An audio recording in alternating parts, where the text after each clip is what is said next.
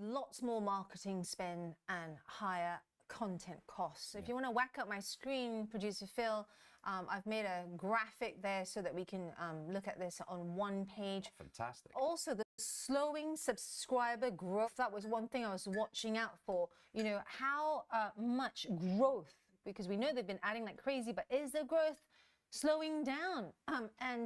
The suggestion is that it is. And that, you know, remember when they cracked down on passwords? So Aaron's, you know, ex-girlfriend couldn't, you know, they couldn't share their password anymore amongst his family, and suddenly they couldn't use Netflix because... As everybody around the world. And that's why the stock is up 300% since they did it. Yeah, but the benefits of that crackdown now easing, Rich, now easing. And the other thing that I watched out for too, if you saw my short previewing the Netflix results, and Rich did one on the markets as well, is that I was watching out for what it was going to say about, you know, the live sport offering. Oh yeah, and the WWE wrestling. Yeah. I think it's WWE now. WWE, yeah. Well, they're trying to, what does the E stand for now? WWF. Is it E? Yeah, I think it's F, but they changed it to E, entertainment. That's right. And loads of competition coming in the streaming space, right? Disney Plus, and also a lot of entrants in emerging markets like India, really cutting into their market share.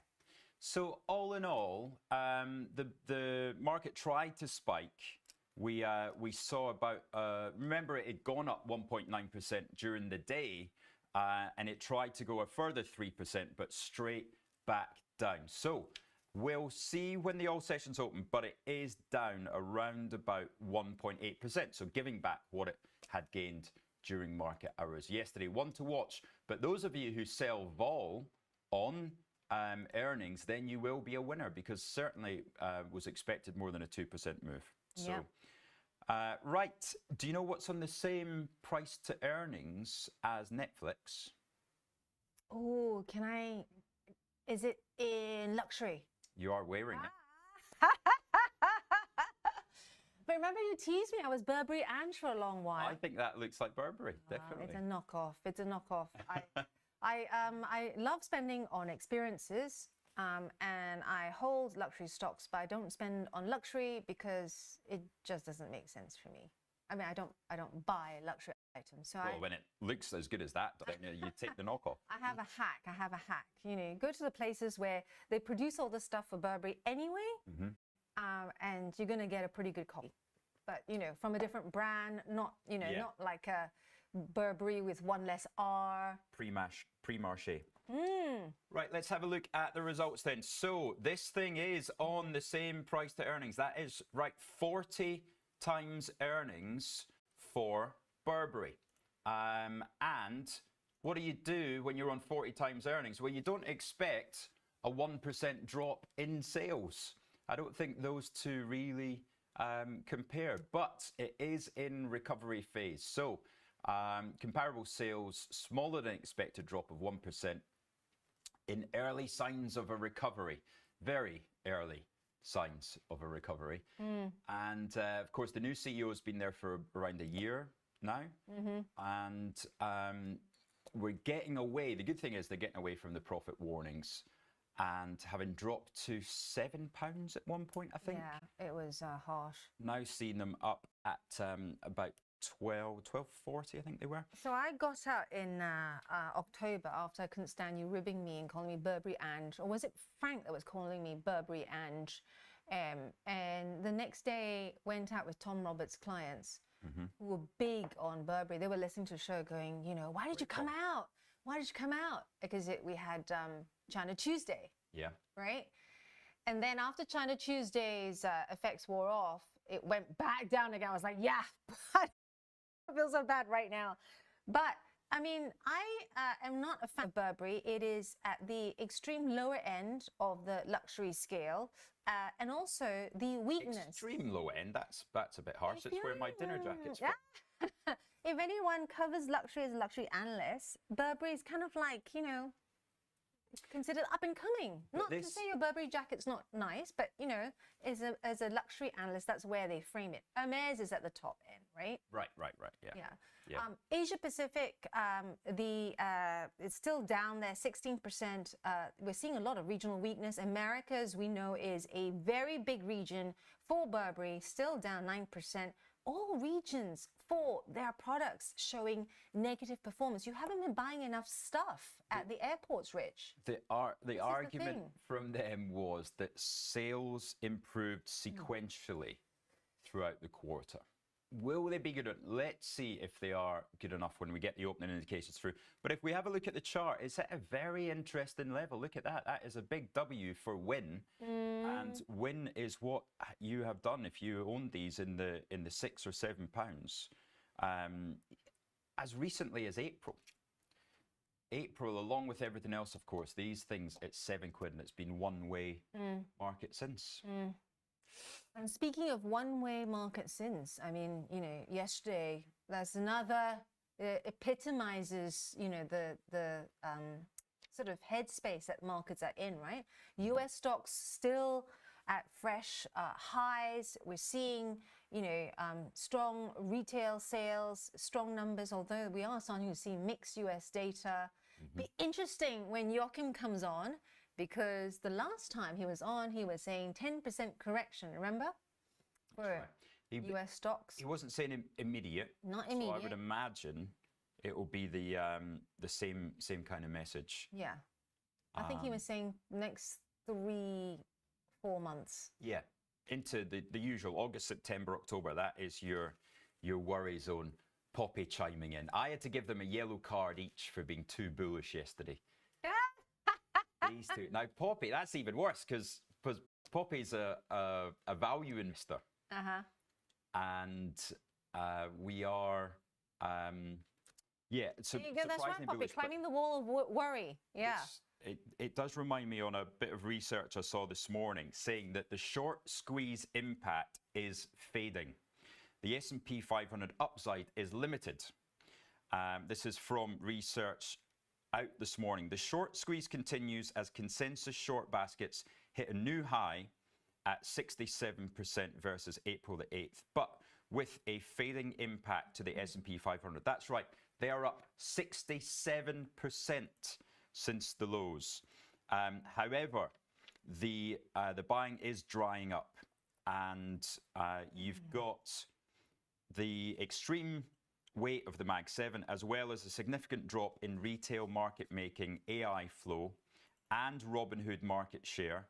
After 18 months of that chase for AI, this should see limited S&P upside from here, considering the short squeeze has now faded. Is the short squeeze the last part of that rally? Well, only time will tell. Only time will tell. I can hear producer Phil cheering there. You still got 30% sitting on the sidelines in cash? Waiting for a home. And it did not go into SWC last night. SWC doing my beautiful 4.25% that you get in IG ISAs. The cash returns. The cash returns. Aussie accent. However, well, and just let's cover Smarter Web. So Smarter Web did a raising last night, but it is for 17.5 million. Remember, they've gone from memory about 32 million, and then 41 million. Only raised 17.5. He went in for 15. And he got 17.5. I'm not sure how stock will take that today. It was at the price of $2.95. It has had a decent rally from the lows just 2 days ago. We'll have a quick look at the short-term chart. But you could, oh, sorry, that's a 3 minute. Let's go for the 1 hour. You could ask, why was it only 17.5?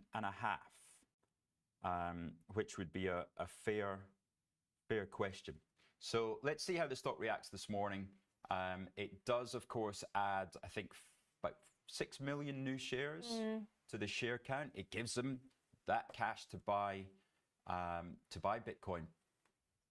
But you'd want to see it in the 30s, I think. Yeah. For the share to go higher. So let's see how that. Having said that, I know quite a few people who are still sitting happy with where it is right now. Not naming names here. Yeah, but long term. Yeah. Absolutely. But the whole model is that he can raise money to buy Bitcoin, and then Bitcoin goes up in the future. Yeah. They're meant to raise money. Yeah. Yeah.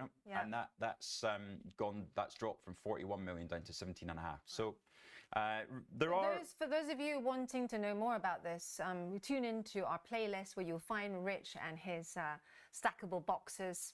Never will I look at a plastic box the same way ever again after getting to know Rich, because he's all about stackable boxes. See, this is it.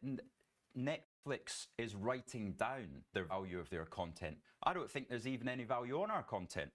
We might have to have a word with the CFO. I know, and we have to have a word and also with the CFO and LSE as well. What if we get a new bell? Yeah, we need a new bell. We need a new bell. I think we might have to do a GoFundMe for a new bell. I want one with fireworks, please. Away from numbers, Neil, how are you? Rich, Angeline, I've got a SIP looking for a new home, but IG SIP offering not looking attractive to me. Well, if you are, thinking about where should that SIP go, where should the ISA go, it is worth tuning in to our podcast tonight because, as I say, we talk about that portfolio, look at the early stages of how to construct a portfolio. So, yeah. What time is it hitting the wire? What time is it being published? We don't know the exact time yet because they have to do a bit of editing where take out my ums and my ahs. A bit too long. Yeah, literally, right. We've got 57 minutes of footage that is meant to be 40. So that is, that's quite a chop. Right. Are we going to go to guess the chart, or are we going to talk about, what could move at 8? What? Oh, yeah. We've got... we'll go to the charts now, but then we're going to look at Reckitt's because, do you remember Sillet Bang? I love Sillet Bang. It's gone. No. Sold it this morning. Oh. Sillet Bang and also Airwick.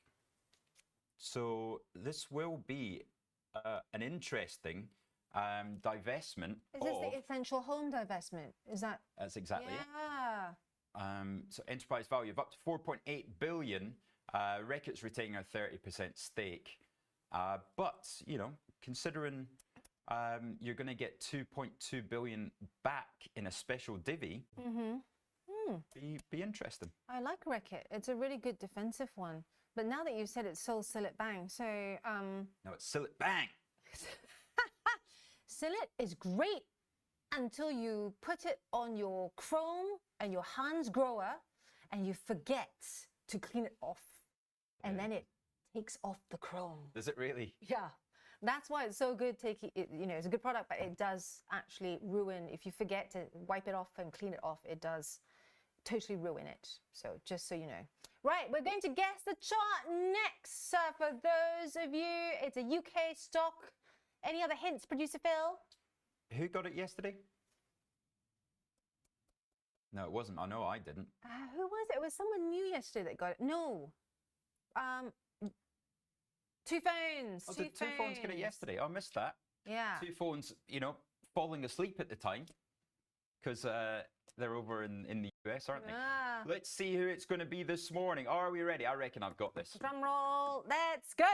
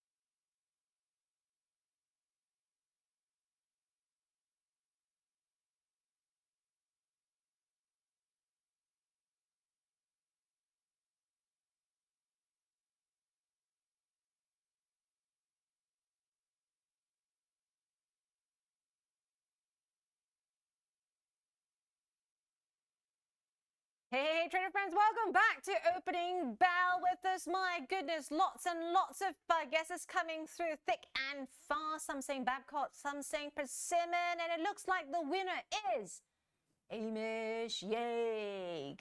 Ooh. Rich didn't even get it, Hamish, so you should be pretty pleased. I didn't get it, and it annoys me when I'm close, and then producer Phil goes, "Oh, Hamish has got it. It's Sage." I'm like, I was still guessing. Yeah, he then stormed off and said, I'm going to get a coffee. Loads this morning. We are 2 minutes from the open, and we already have some early calls. Glaxo looking like it could be down 1%. FDA voted against proposed dosage of its Blenrep combis. Reckitt indicated up 2% after it let go of Silly Bang. Nice. There you go. Yeah, essential home for enterprise value of $4.8 billion there. Was that you, Phil, that went ding in there? Oh, it says glass. We got also in the UK 250, Burberry looking higher, indicated higher by 3%. Trench coat lovers out there, this might pay off for you after its numbers.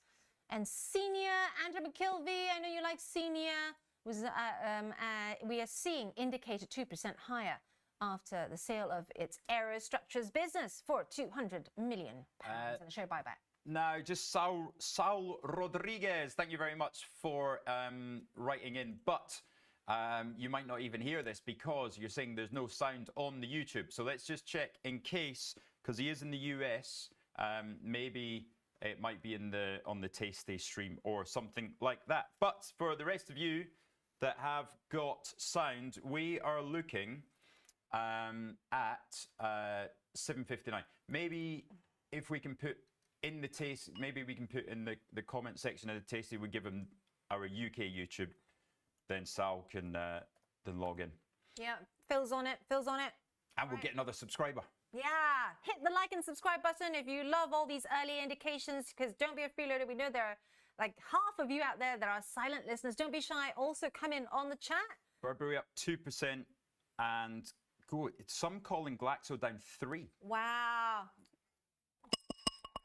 Way, here we are. Right. BP at £4. BP, British Petroleum, the mighty. It has been climbing so slowly back up to that level, but it has finally got there. Well done, BP, on making it back. Senior, not yet uncrossed there. Producer Phil, can you keep an eye on Senior for us? Is that a dig at me, or? Right, we got Lloyd's also trying to break out there, 78.5. We got the Pru up. We got the Home Builders. Yeah, it's looking like a decent morning. Yeah. At last, my Bats short had a down day yesterday, so that is nice to see that one back. The only reason I'm short of it is because it's a defensive, right? And we're meant to be buying everything cyclical and tech-related, mining, inflation trade. I do not know why British American Tobacco is so strong in the past couple of weeks, but so I asked Matt Arbour about this, and he has a theory that the sin stocks are back in vogue because he thinks, everyone's put money elsewhere, so now, why not sin stocks? So yeah, maybe. Burberry, is that included as a sin stock? Because the stock is 3% higher at £12.84. That's a potential breakout of that W range as well. Antofagasta having a strong morning, as is Glencore, although not as high as it has been earlier in the week, 307. I know there were some sellers at 316. Let's see if it gets back there today. Trader friends, watching out for GlaxoSmithKline for you, and that has not yet uncrossed yet. Really? Yeah, unless it's moved on unless you've got special premium client privileges. Let's have a look elsewhere. Bridgepoint. Let's see. Bridgepoint is another one that had numbers out, but I don't think it will move. Rio Tinto that we got into yesterday, that is looking up 1.1. That's despite no move in iron ore. So I might just take half of that long yesterday, might just take it Take half because off. it could have just been marked up on that move. So yeah, Do you have a rich rule? Is it like, half when you think you ought to sort of, start covering your back, or is there like a certain percentage? no, it's just that I feel on a strong morning for the FTSE that the whole mining sector has been bought as a basket, which has put the likes of Antofagasta stronger, and has put the whole, and Rios doesn't really have a positive story this morning. So there's no, it's up 1% and it could easily drift back. Yeah, so take it off just to be safe. Well, take half. Yeah. Half off, yeah. So Bridge Point Group, you heard me talk about this earlier. It had its H1 first half numbers out, but the key thing here is that it's not so much the total AUM number that you should be looking out for, it's the fact that it reaffirmed, stuck to its 4-year guidance. So Bridgepoint up more than 2% there. Right, on the downside in the FTSE, we've got Barclays. Barclays down 90 basis points, don't know. Rolls-Royce got to that £10 level, didn't it? Bit of chatter going on there in the Discord I hear. As Kate Murphy still got her Rolls-Royce. Murphy, where are you? We're a bit worried. She hasn't come on the chat the last few sessions. Probably spending all her winnings from. She'd been trading SWC well as well. Maybe she's on the boat, on one of the boats. But yeah, NatWest, HSBC and Barclays, so UK banks all lower this morning, underperforming the FTSE as they all come in for the stocks with the stories. Reckitt's with their sale of Citibank. And you're getting on my air wick for that. And Burberry up 3%. Can I tell you numbers. The happiest person amongst our trader friends today? Who do you think is the happiest person today? Me. You and? Who else? Poppy looked pretty jolly yesterday. Poppy, I've got you. I saw the bit where, I think Rich is going to cut out a social on that when he talked about your memory versus... God, don't give away the punchline. For those of you who want to know, look at the podcast, and there might be a trailer coming out, just like Stranger Things 5. But Metals One, Mo, Pelican, who called this one. Metals One is up, and roofing, it's up now more than 7%. It was up more than 6% earlier, but it continues to ride higher. Showing you the 5-minute chart there. Take a look at that. Nice. Yeah, Metals One completing the acquisition of an initial 10% interest in Novacore Exploration uranium project. Right, we've got, it's not old news, but Senior PLC is up 12%. Oof. And what was that on the back of, Ange?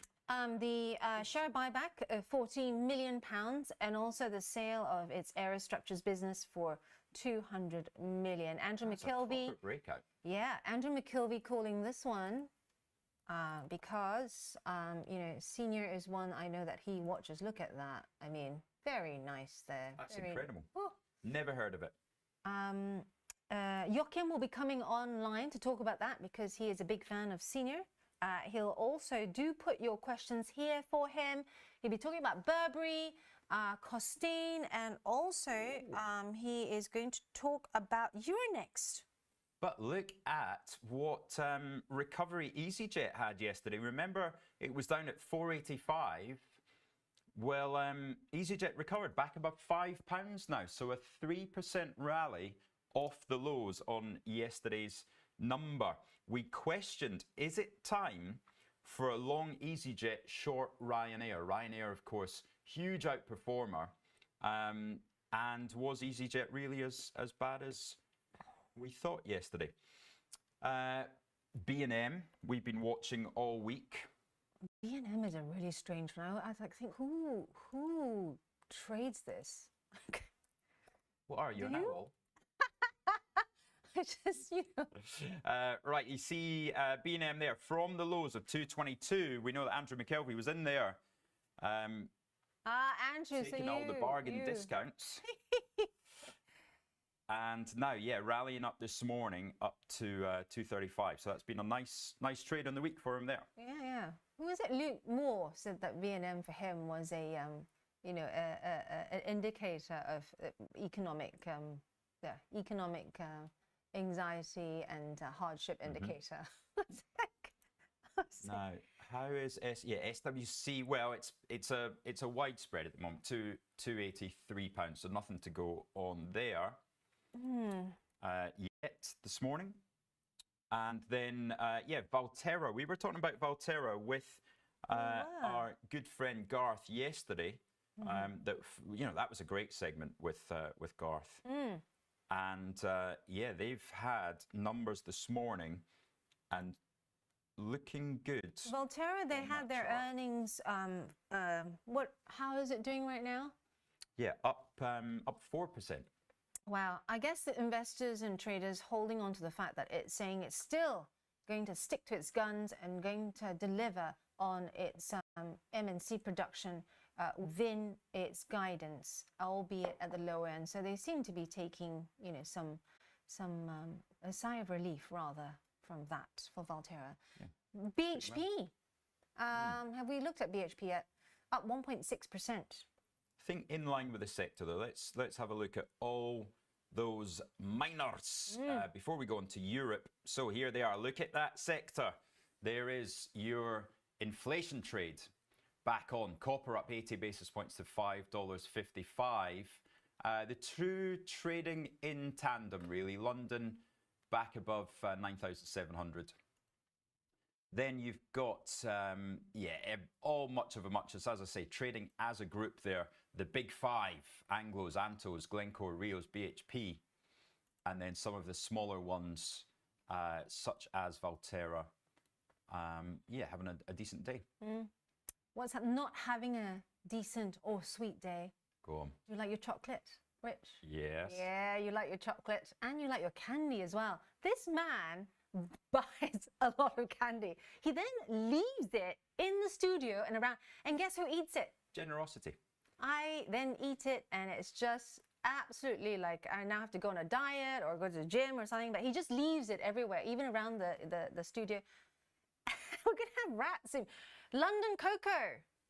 Trader friends, if you were watching the chat yesterday at around this time yesterday morning, I was telling you, if you're looking for something that is not looking too sweet, not looking hot amid a hot market, it is London cocoa, down more than 7% there. It had really weak data coming in. And let me just read it out to you, because this is really a continuation of yesterday. Cocoa hitting an 8-month low. And it's because producer Phil's trying to think of a pun out loud, but he's in my ear. It showed Europe's second quarter cocoa grind, which is a huge indicator of demand, trader friends. If you watch the soft commod space, fell more than 7% from a year earlier to its lowest level since the COVID pandemic. Imagine that, a bubble bursting and coming back. Let's have a look at that on the 8-month or 10-month chart. Let's have a look. How does that one look? Because of course this was the since big COVID. no-brainer that everybody was involved in, wasn't it? Look at that. There is the S&P 500 in 3 months' time. Ooh, look at that. Can you tell he's trying to push his rich end of the year trade?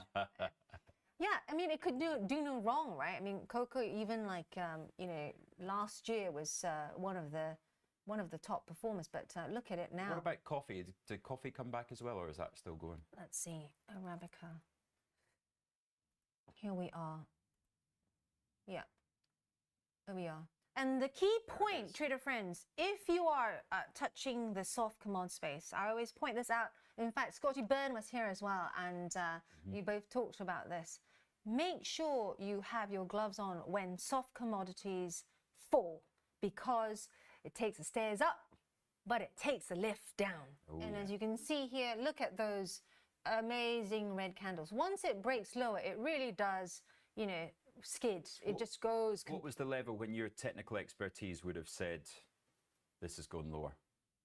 Which one of those candles on the right-hand side would you have been? So selling? Arabica specifically, it really. No, I mean, it doesn't matter what the thing is, right? You technical. Yeah, but this is a technical. So the pattern I'm looking for specifically for Arabica is the, you know, the 3 red candles.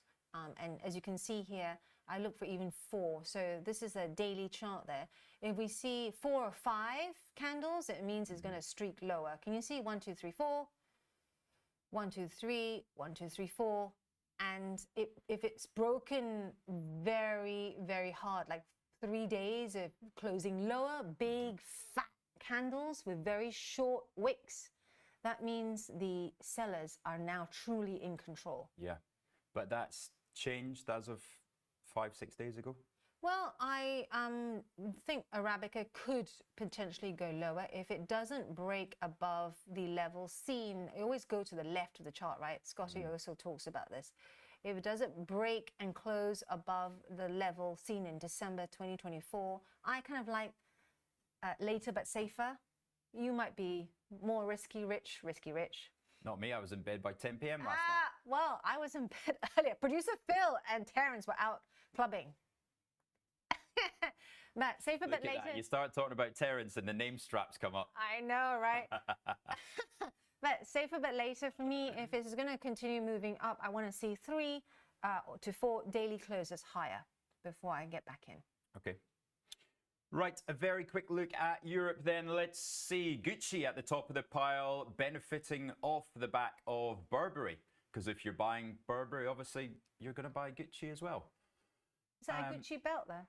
Havas, no, this is probably from B&M.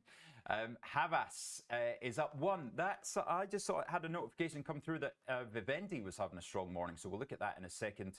But yeah, Total, the oil French oil name, up 70 basis points. Puma. Now Puma have just signed Man City deal. Oh, I didn't know. I missed this. I think it's €1 billion Oh. or €1 billion sterling that they've had to pay for it to sponsor a football team. Is that right? Didn't you hear we're sponsoring rugby next?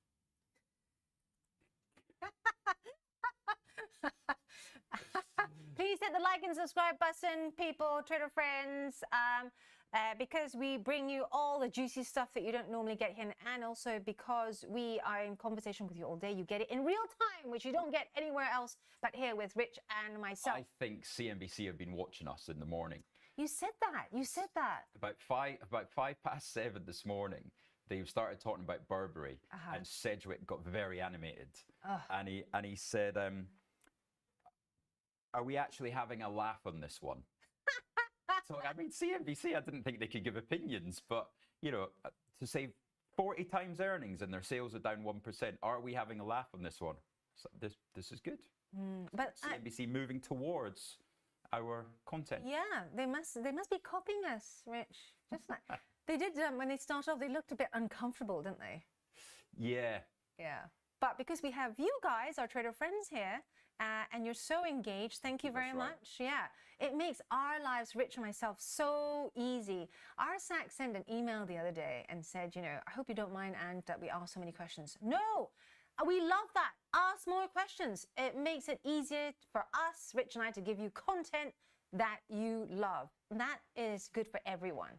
And that is including 71 members on the Discord group now. Amazing. Shout out to Maturin there. Good effort. If you want to join the Discord group as well, that is, of course, the Discord group of the viewers. Yeah. Maturin be doing fantastic work to set it up. If you want to join, what should they do? Producer Phil, add Maturin. Yeah. And Phil's going to put the Discord name on the group, but also Maturin's put it there. If you'd like to join in, drop a friend request on Discord to MATU03. That's MATU03. Yeah, Maturin's also collecting my royalties for Trader Friends. The name Trader Friends. bottom now up 9%. Right, we got to go before Phil comes in with a crook and drags us out. But just a few things we didn't get through. Barclays also cut to neutral this morning. Standard Chartered cut to hold at Shore Capital as well. I'm not sure why they're so keen to go to a break, because we're just coming back to do fast markets anyway. I know. That's what we're doing. Right, let's go. Scene 2.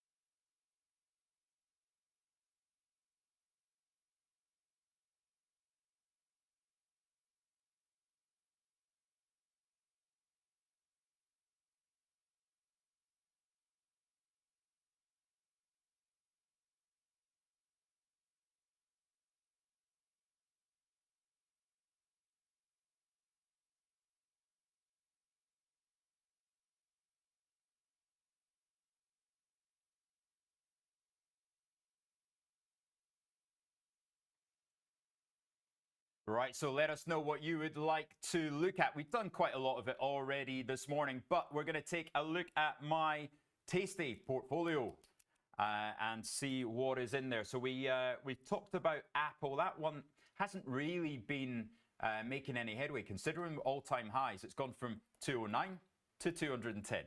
So Apple doing nothing. Google, however, has had a bit of a march up. So that is now sitting right on my call level. So I'm pretty happy about that one and feel that that will continually take that step higher towards the 190 level. Not sure if we get much higher than that. Intel hasn't had a great week. Maybe that's why Piers dropped out of the show yesterday when he was meant to come in. But no, Piers' daughter, he had to look after. Big shout out. A lot of love to Lotus there. I hope she's okay. She all right? Yeah. Okay. But yeah, Intel not having a great week, not taking part in that rally. That was because of ASML, as was Marvel. Marvel dropped down to $68 at one point. I managed to pick up some in my IG account at 70.50, I think. Nice. Was this after Mo talked about it? Pelican. He's always talking about Marvel. Oh, really? He's a big fan. No. Is that a joke? No, I'm not. It's Are you not talking a joke. about Marvel or Marvel? Marvel. Oh, it's different. Marvel. This He's is a the big fan. tech company. Yes. Talk to me about it for comics. so long. It was like, oh my goodness me. So anyway, but now it's back to 72. So yeah, I'm not sure. Remember, I have got Google, Intel, and Marvell Technologies because I am Goliath short NVIDIA and Palantir here. Those are obviously hurting. NVIDIA, I'm short a lot at the 170 level, and that is short calls. But look at how they're priced. This August one is priced at 80. So my break even there, $178 as it is priced just now. And this October one's priced at 16, so that's for it to go up to 186. So I'm pretty happy with those. I'd even add to them here because I think NVIDIA is very toppy, to say the least. Palantir is more than toppy, in my humble opinion, but I am short the 160 call, so I've got a little bit of room there, but they're priced at $9, so a 170 break even for August. Again, I think I would add to it. Starbucks, we just got a little bit of downside there. S&P, I now have a very simple 620, 605, but that runs out today, so that is done. Got to take that off this afternoon before the close. Remember, with your tasty positions, always take them off before they expire. That is the that is the mantra. Rule. Yeah, they almost never let it go like the full run. And then Tesla, that's creeping up there, 320. Put this on when it was about 295. Got the 380, 440, 1x2 for SEP. And then we've got this lottery ticket for the 500 to 800 by next June. But yeah, that's where we are just now. Nike not really doing anything. I've got, I'm short the 72.5 puts for today. So I'm hoping that Nike stays above 72.5 by the close today. Just go back to your contracts for NVIDIA and Palantir. So by the looks of that, you're kind of thinking we're going to see that market shock that Joachim's talking about.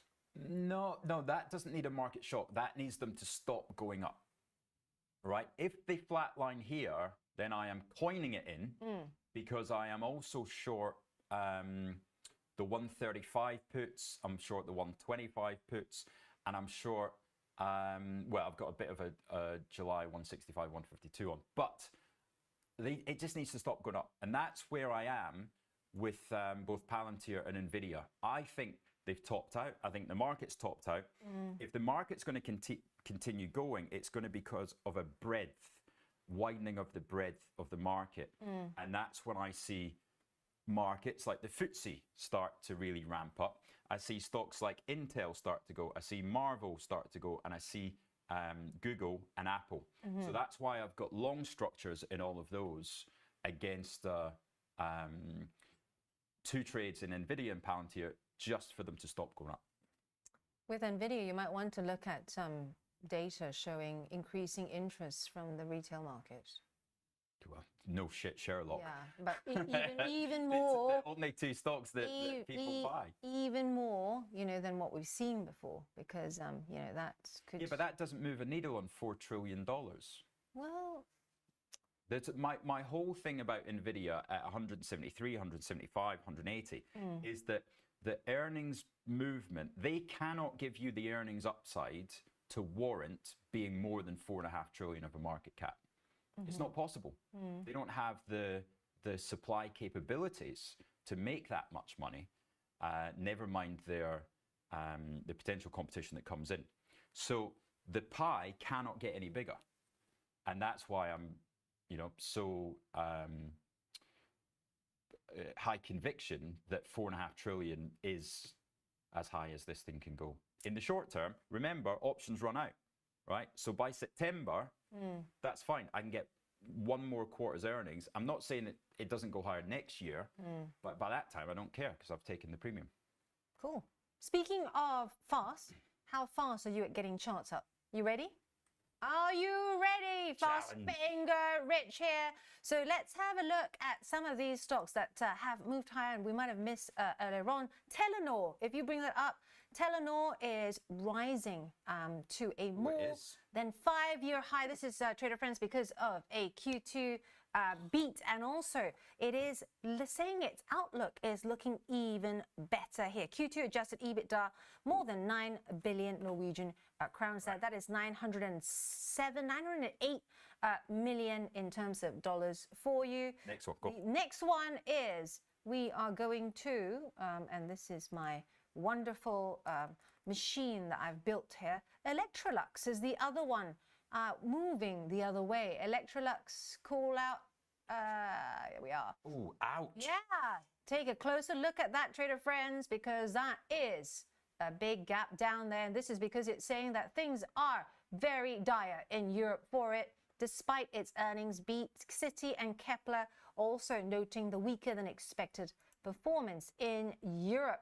And why are they getting frozen out of America now or something with the tariffs? Well, they have said in the past that they are really worried about the tariffs, but for them, their big market is Europe.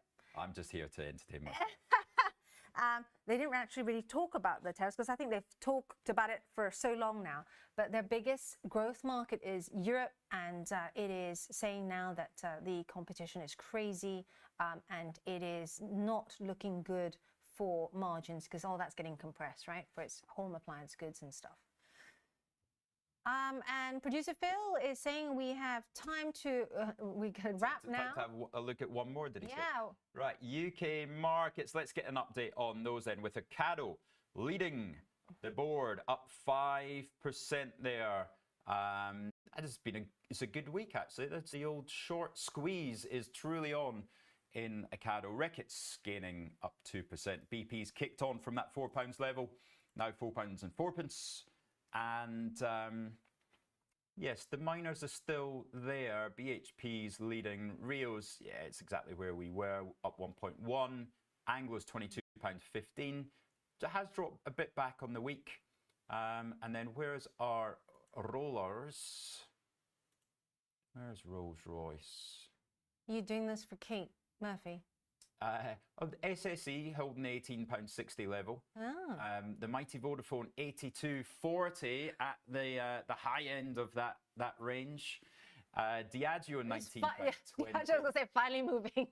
Yeah, Diageo's. My God, what a terrible stock. Oh my God. Tesco top. We go into Tesco in some depth actually on the podcast, and it's remarkable to hear that their growth levels are only 3%. And the stock, you know, is up, what, 30% in the last year? Well, it's a one that most people who have a UK type fund have in their portfolio. Yeah. And it's like the AstraZenecas, right? It's like the Lloyds, you know, it's like a staple in those funds. You want to see a beautiful chart? One last beautiful chart? No. Right, slam up my chart. So people, RSAX, this one is for you.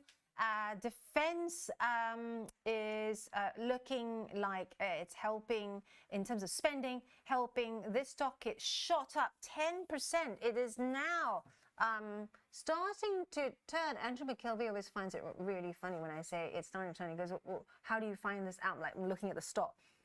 But this move here higher is after the Swedish military equipment maker posted higher than expected Q2 earnings and also raised its sales forecast because of what we already know, which is increased defense spending. Nice. Fantastic. Right, we go to the break, and then Saltskitter down 15%. What happened to their defense spending?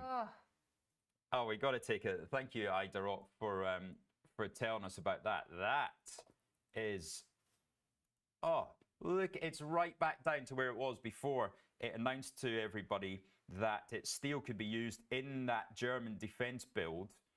And it's, God, it's lost everything. What an absolute shocker. External sales falling in Q2.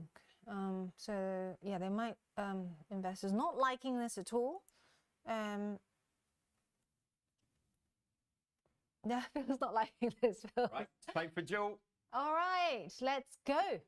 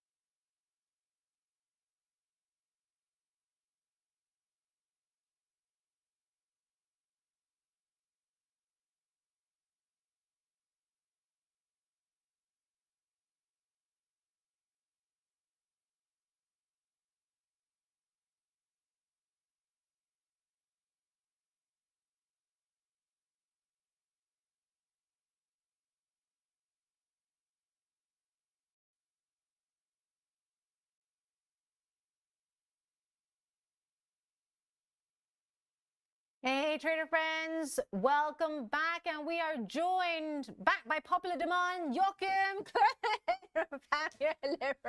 So you mean two people actually wanted me back? Actually, loads of people. In fact, we had another mate of mine, long time. I felt so old when I realized that. I'd known John Mayer from SP Angel for 2 decades, I think. And I think his response was, we were 4 back then, weren't we?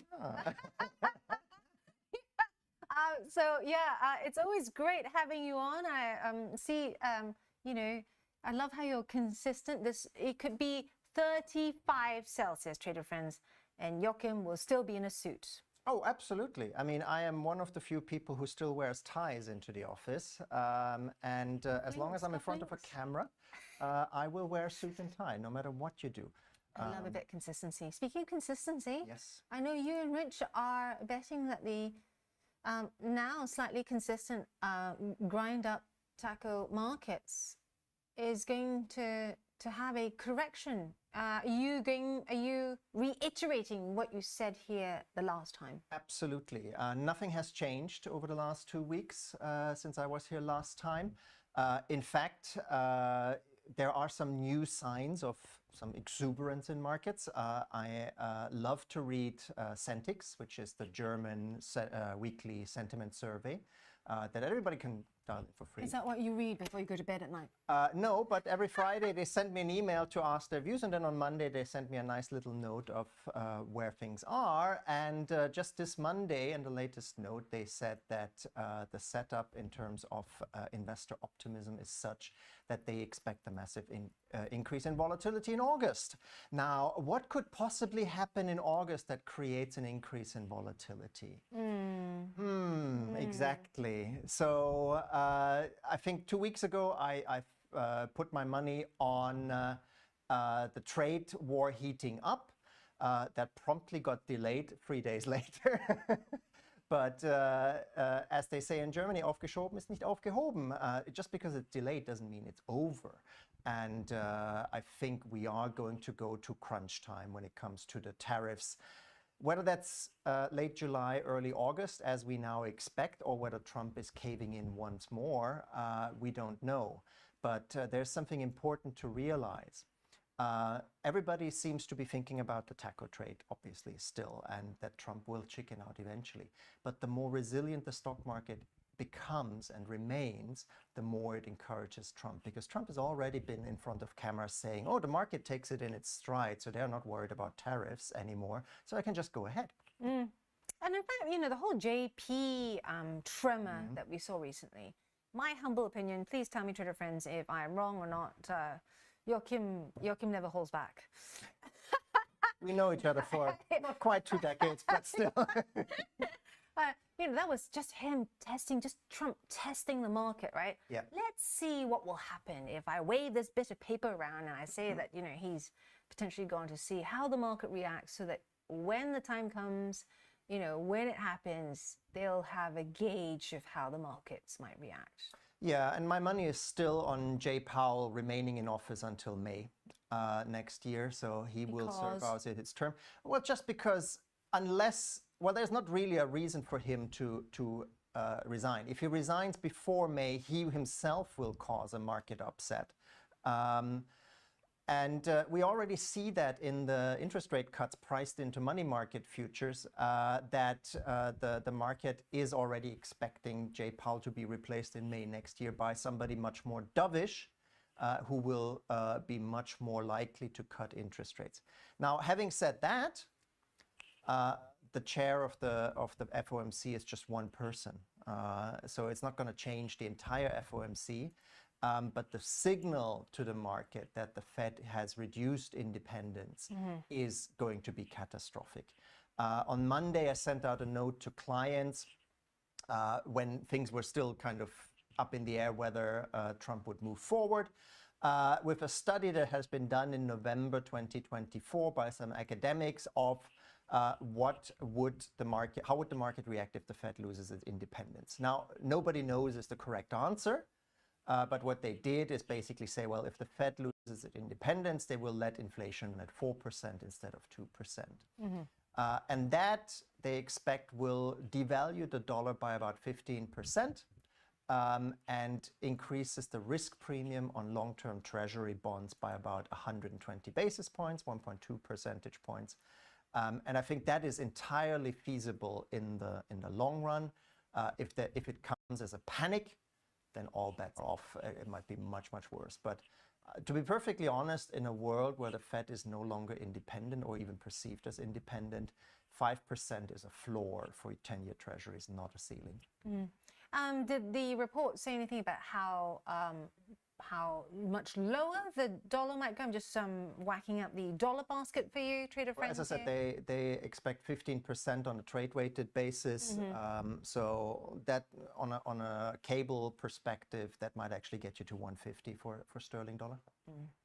It's interesting, isn't it? I mean, we've been seeing all these, what I would call usual suspects that would rock the market, but they haven't, which makes me feel vindicated that the markets have now become completely unhinged from the usual, geopolitics, bunker busters, tweets. It's completely gone cuckoo bananas and unhinged from the usual things that move the markets. And so far, since that April tariff tantrum moment, we have just seen a consistent bump the dip. What I am hearing now more, and I'm going to stretch out my trend line there because it has now started breaking below it. And for a technician, that is interesting. We've been seeing buy the dip, avocado since April. When are we going to see buy the rip? Oh, that's a good question. And as I said, I put my money on late July, early August as a trigger. The earnings season that has just started in the US is not going to give us any major surprises, except in maybe individual stocks. We've obviously early days, only 50 out of 500 companies in the S&P 500 have reported. But let me give you an interesting statistic. Go on then. 50 stocks have reported. 8% is the average beat on the earnings side, so 8% positive surprise. Over the last 8 quarters, in 6 out of those 8 quarters, S&P 500 companies have on average beaten by 8%. No, really. It is one of the most rigged games in this industry. Corporate executives tell analysts the numbers that they should write in their reports, not in so many words, and then analysts make an assumption, and corporate executives beat by 5 to 10%, typically centering around 8%. Nothing is going to be a surprise in this earnings season. It is going to boil down to the macro environment, where we do see some first signs in US inflation picking up, where UK inflation came in hotter than expected, and where I think the leading indicators also point to a slowdown in earnings growth, at least in the US. And I'm just looking at the chat. Lots of people chiming in. SG Can saying Joachim is a star. You see, they're all listening. Talking of ties, Monkey Man saying, I'll send you my money later. Is that a Paul Smith? Monkey Man is... No, that tie is actually from a charity shop. Oh, I don't know what it is. No brand. I love a charity shop because there's so many unloved items that can get, more another lease of life.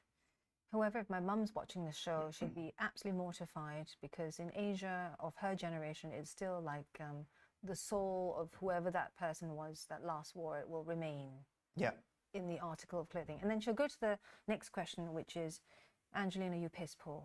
Please tell me. Is the next. Yeah, let's not do that. Well, let me put it this way. Monkey Man there used to have a Ferrari, by the way. Is it Ferrari? I think I got that right. Monkey Man was saying, talking about your ties. Back on track now, talking about from ties to Euronext. I'm looking at you to make that bridge. Yes. I've been picking Joachim's brains to talk about, despite all this unhinging of the markets, despite the taco madness out there, where can we see pockets of light and opportunity? So let's talk about Euronext. Euronext, definitely. If you have followed the financials and the bank's earnings in the US these couple of days, you will have seen that the trading revenues have gone up in general and have tended to surprise to the upside. Well, why? Because in the second quarter, we had April and May and all the chaos, and that volatility is obviously great for trading revenues. And so you want to invest in companies that are yet to report their numbers, and Euronext, together with London Stock Exchange Group, report on the 31st of July, and that benefit from that. Now, LSEG, we've talked about that before. I'm still a big fan of it, but LSEG is mostly an AI play, and LSEG Workspace as a competitor to the Bloomberg terminal. The London Stock Exchange is just 17% of revenues. Euronext, 75% of revenues come from primary and secondary market revenues in the stock exchanges there. And that, to me, is a clear-cut case for a positive surprise on the 31st of July because of the higher trading revenue, and because in Europe we're also starting to see a little bit more in terms of equity capital market activity and capital raising activity. Right. The other interesting thing about this Euronext play is that it seems to be more exposed to the revenue streams that are linked to technology solutions, data sales, managed services, and its key products as well. It's linked to a real growth area, especially in Europe, the ETF and structured product solutions too. Yes, they are actually quite innovative when it comes to developing indices on thematic trends. So, for example, they have announced that they will provide an ESG index for defense stocks. They were the first ones worldwide in that. And it's this kind of dynamism that you see in Euronext that you don't really see in other stock exchanges that much. Right, so let's try and have a look here at Euronext and its share price. Let's have a look. It has had a really good move high. This is the daily chart, and very strong upward trend there. And you see it's at resistance. Yes. But as I said, I think we will see a little bit of a dip maybe in the next couple of days in order to kind of get a nice run up for the 31st of July, 1st of August, to break through that resistance. Nice. So a bit of taking off the froth before it continues to move upwards. Nice. Also, in terms of a rating snapshot for you trader friends, we got outperform from 8 analysts, a hold from 7, and a sell from 3. This is the most recent snapshot from July this month. Now, another one that you like, big news today. I crunched some numbers as well for this. Do you own any Burberry? Yes. I knew he was going to say yes. He's got more. Actually, that's not hard. I don't really own luxury goods. I don't own luxury stocks, but not goods. But yes, you seem to have quite a bit. Because you're a weird woman. I am not weird. I'm sorry, pragmatic. I'm sorry, but you are It's a hot lady of today. Asian heritage. If you don't have any luxury clothing at home, then I am really surprised. None. Absolutely zero. You can come and check. However, I do have two, well, until recently, I had 2 full-size functioning dishwashers until recently, because it got pulled out by my husband because he said it was taking up too much room. I thought it was really practical.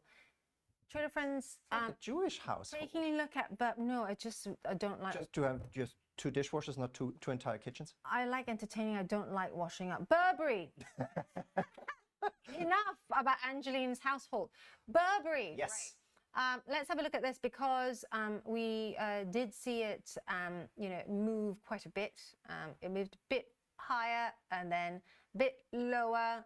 The key things here, which I pointed out this morning, very disappointing on the growth and the demand in Asia Pacific, and also the Americas as well. You think so? I Yeah. would disagree. Were you kind of like, yeah, this is a buying opportunity? This is just a confirmation. I mean, the shares are up 27% year to date. It's the best performing luxury stock in Europe. And why? Because it's the stock that if you went into 2025 at the beginning of the year, everybody loved to hate it. It was the most despised stock in the Including luxury me. sector. And rightfully so. It was in deep trouble. And the new CEO, which came in about a year ago, has engaged in this turnaround program. And with the first quarter results, we saw some first signs that the turnaround is coming. Now, what we're seeing is on a global level, minus 1% year-on-year comparable store sales versus minus 3.7% expected. So a slight beat there. And across the regions, in the US and in Europe and in Asia, an improvement of the situation. An improvement of a negative situation. You know when you make the most money?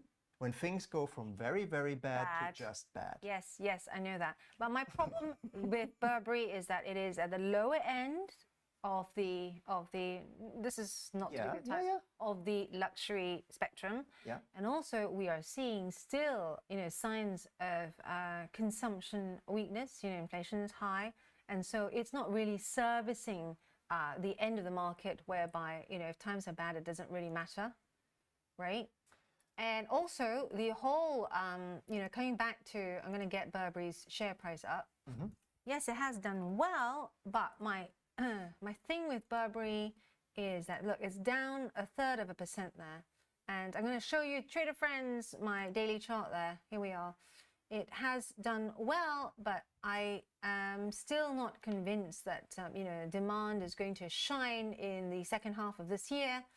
And I think a lot of that good news comes from extreme cost cutting. I mean, what is it? They've cut some 20%? And at the same time, they said that now in 2025, their focus remains on investments and rebuilding the brands, rebuilding the supply chains, and focusing on their classic products like trench coats and scarves, etc. So simplifying their entire product offering. Thank you. Pessa Mali is saying that. I believe Anne. She seems like a sensible. Yeah, and you're both wrong, but fine. Also, Jugger coming on saying, love Jugger. He's German, as you know. Been on our chat for a very long time, saying it needs a German to teach someone to be British. Love your sense of humor. What I would say is, especially with Burberry as well, Hatta Hatta Panzerkatte. Yeah. Is one of my favorite things. Like, oh, we could have done better and changed up our design team. Oh, we could have done better and found ahead sooner. I think all this has meant that it's going to actually either come down after it's, now being supported by the 20% workforce cut. And I think it's still going to be difficult in a world where there's going to be high inflation. People are not going to feel that, especially on that end of the market, not so confident of buying, that Burberry you pick up at the airport, right? Actually, tourism revenues in Europe were disappointing. It's one of the disappointing things there. But domestic demand, so outside of airports and tourist hubs, was picking up strongly. And that's actually what we see in general. People love to hate European growth and European consumption, but we are seeing a lot of signs that Europe is accelerating. Economic growth in Europe is accelerating. And the company is very honest and saying, look, don't expect any positive kind of developments in terms of year-on-year growth on sales or earnings in 2025. It's all guided towards 2026. So they have bought themselves some time before they might disappoint. And then the other thing is, we just got the biggest tax cut in history for middle class, well, not middle class, but wealthier American households. Yes, they're going to face tariffs, which is going to cut into their budget. But on the one hand, they have to spend more on imported goods, but on the other hand, they also spend less on taxes.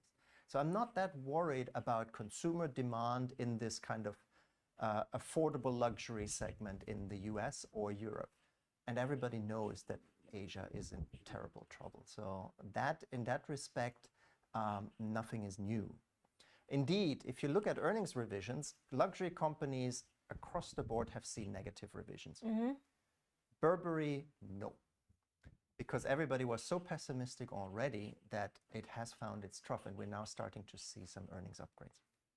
You know why I also am not so convinced that Burberry's, going to do well in the next half year. I've not had not one question or request from Asia to buy Burberry, to bring it back. I am the Burberry mule, and the not So one. what are they asking for? Hermes? They asked for Hermes. They asked Well, for Hermes is a perennial outperformer. It's just the best luxury stock in the world. They asked for Vuitton. They asked. Jesus. I know, right? It's crazy. And then I end up carrying this stuff that it's not even for me. Do you believe that Angeline doesn't own any luxury items? Oh, amazing! Look at that. 51%. I will come to your home and check your closet. But cars don't count as luxury, okay? That's No, cars is different. We're talking here about clothes, watches, scarves, coats, Look etc. at what I'm wearing as a watch. It's all like pragmatic, Yeah, I know that you're I know very you guys out there utilitarian when into it comes to your tech tech gadgets. and- That I know, but we're Yeah. talking here about clothes. No clothes. This is like No my clothes. shoes are M&S's best trainers right now. Grant, Terry, what's your thoughts on Estee Lauder as the world enters a recession later this year? This is a good one. Estee Lauder, very unloved for a very, very long time. This year could it be the lipstick effect be the factor in turning the bearish trend around? Grant, Tyree, have you had coffee? You're typing. Estee Lauder, thoughts? Thoughts? I don't cover Estee Lauder. I don't follow Estee Lauder, but I do follow L'Oreal and basically similar stock. And I would say, well, there is some softness in macro data in Europe in the second half of this year, but we don't expect the US to go into recession this year. I'm in the camp where I expect the US to go into recession in 2026 as in reaction to tariffs and things like that. But yes, there definitely is a turnaround possible for these cosmetics giants. The lipstick effect is something that is kind of like reported time and time again when you go into recession, but it doesn't really hold up that well if you look at it historically. It is more a situation of, I would say, things getting a little bit better in Europe and in the US, as we just said, what Donald Trump taketh on the left is giving back on the right on the in form of tax cuts. So yeah, I would say solid consumer demand should actually support these cosmetic stocks. Yeah, Paul and Peter there. Grant, Tyree, thank you so much for your comments there. And good point, Estee Lauder. It looks like there is a bit of a breakout there after a lot of pain on the chart since its highs, heady highs around December 2021. We will have a look at that. I know Piers was looking at Estee, so I'll ask for you. Right, slam the like and subscribe button if you want Joachim back with his ties and his stock recommendations. You can even send a request what brand of tie I should wear. That is a whole entire show. Oh my yeah, another show. Thank you so much. We are going to have all sessions coming up next, and also don't forget Isara as well to take us through to the week ahead, and Chris Beecham for number of the week. So stay right there.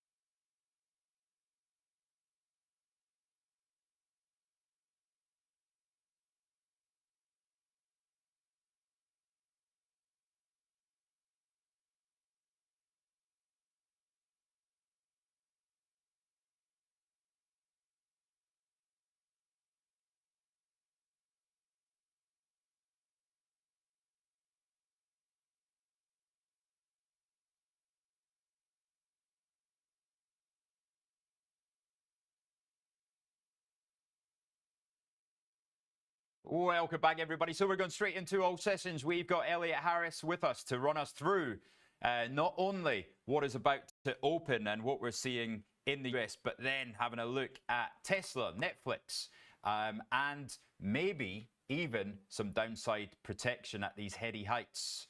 Good morning, Elliot. Good morning, Richard. Morning. Happy Friday. Happy Friday. You use the Uber line bikes at all? I've never been on a Boris bike or a line bike, which is probably quite rare for someone who works in London for over 20 years. Driving around in that Porsche 911 everywhere. Not quite, mate. Rely on the old legs. Right, so Uber, talking of which, I mean, I'm on that line bike every single day, I think. That's up 50 basis points, just above $90. We've also got General Electric up another 1% after a move yesterday. And Nvidia just about to touch 174 on the downside. And actually, I should say Tesla as well. Tesla at 320 there, Elliot. Netflix is our stock of the day. That is down where it was on the close at 1 a.m. this morning at 12.51. Yeah, that's wiped away the 2% gain that we saw after the decent earnings last night. So, as we were on that one. It's almost as if stocks are priced for perfection, Elliot. Efficient markets. Efficient markets. Right, so that is your rundown. Let's have a quick look across at the my tier 2 stocks. Let's see what is moving there. Of course, Coinbase, Robinhood up strong, as is Plug Power. Plug back up to 167 there. Reminder that's one of Piers's.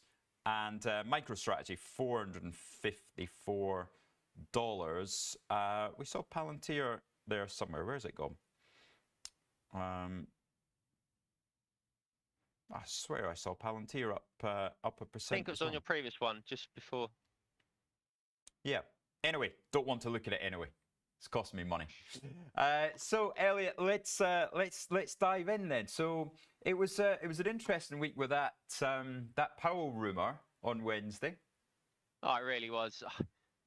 Still, it's crazy how a tweet or was it even a story? Like, has he mentioned it in some form of meeting? Yes, he probably has.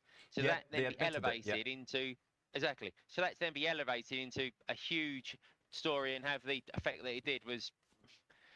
It's really quite concerning that such a, all right, trivial is the wrong word, but there wasn't really any firmness in the rumor, if you like, and what. I take the other side of that, I think.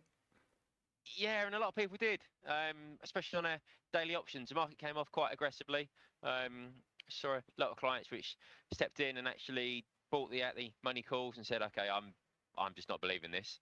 And within an hour, yeah, we're sat on tidy profit. So, any chance that Powell resigns in the next couple of weeks when he's actually getting elbowed in the background? I think it'll take a lot more than that, yeah, to think. Yeah, a lot more than that. $2.5 billion of nice staircases and paintings, not enough. Goes a long way. That sounds like your kind of house renovation, that does, doesn't it? Not quite, mate.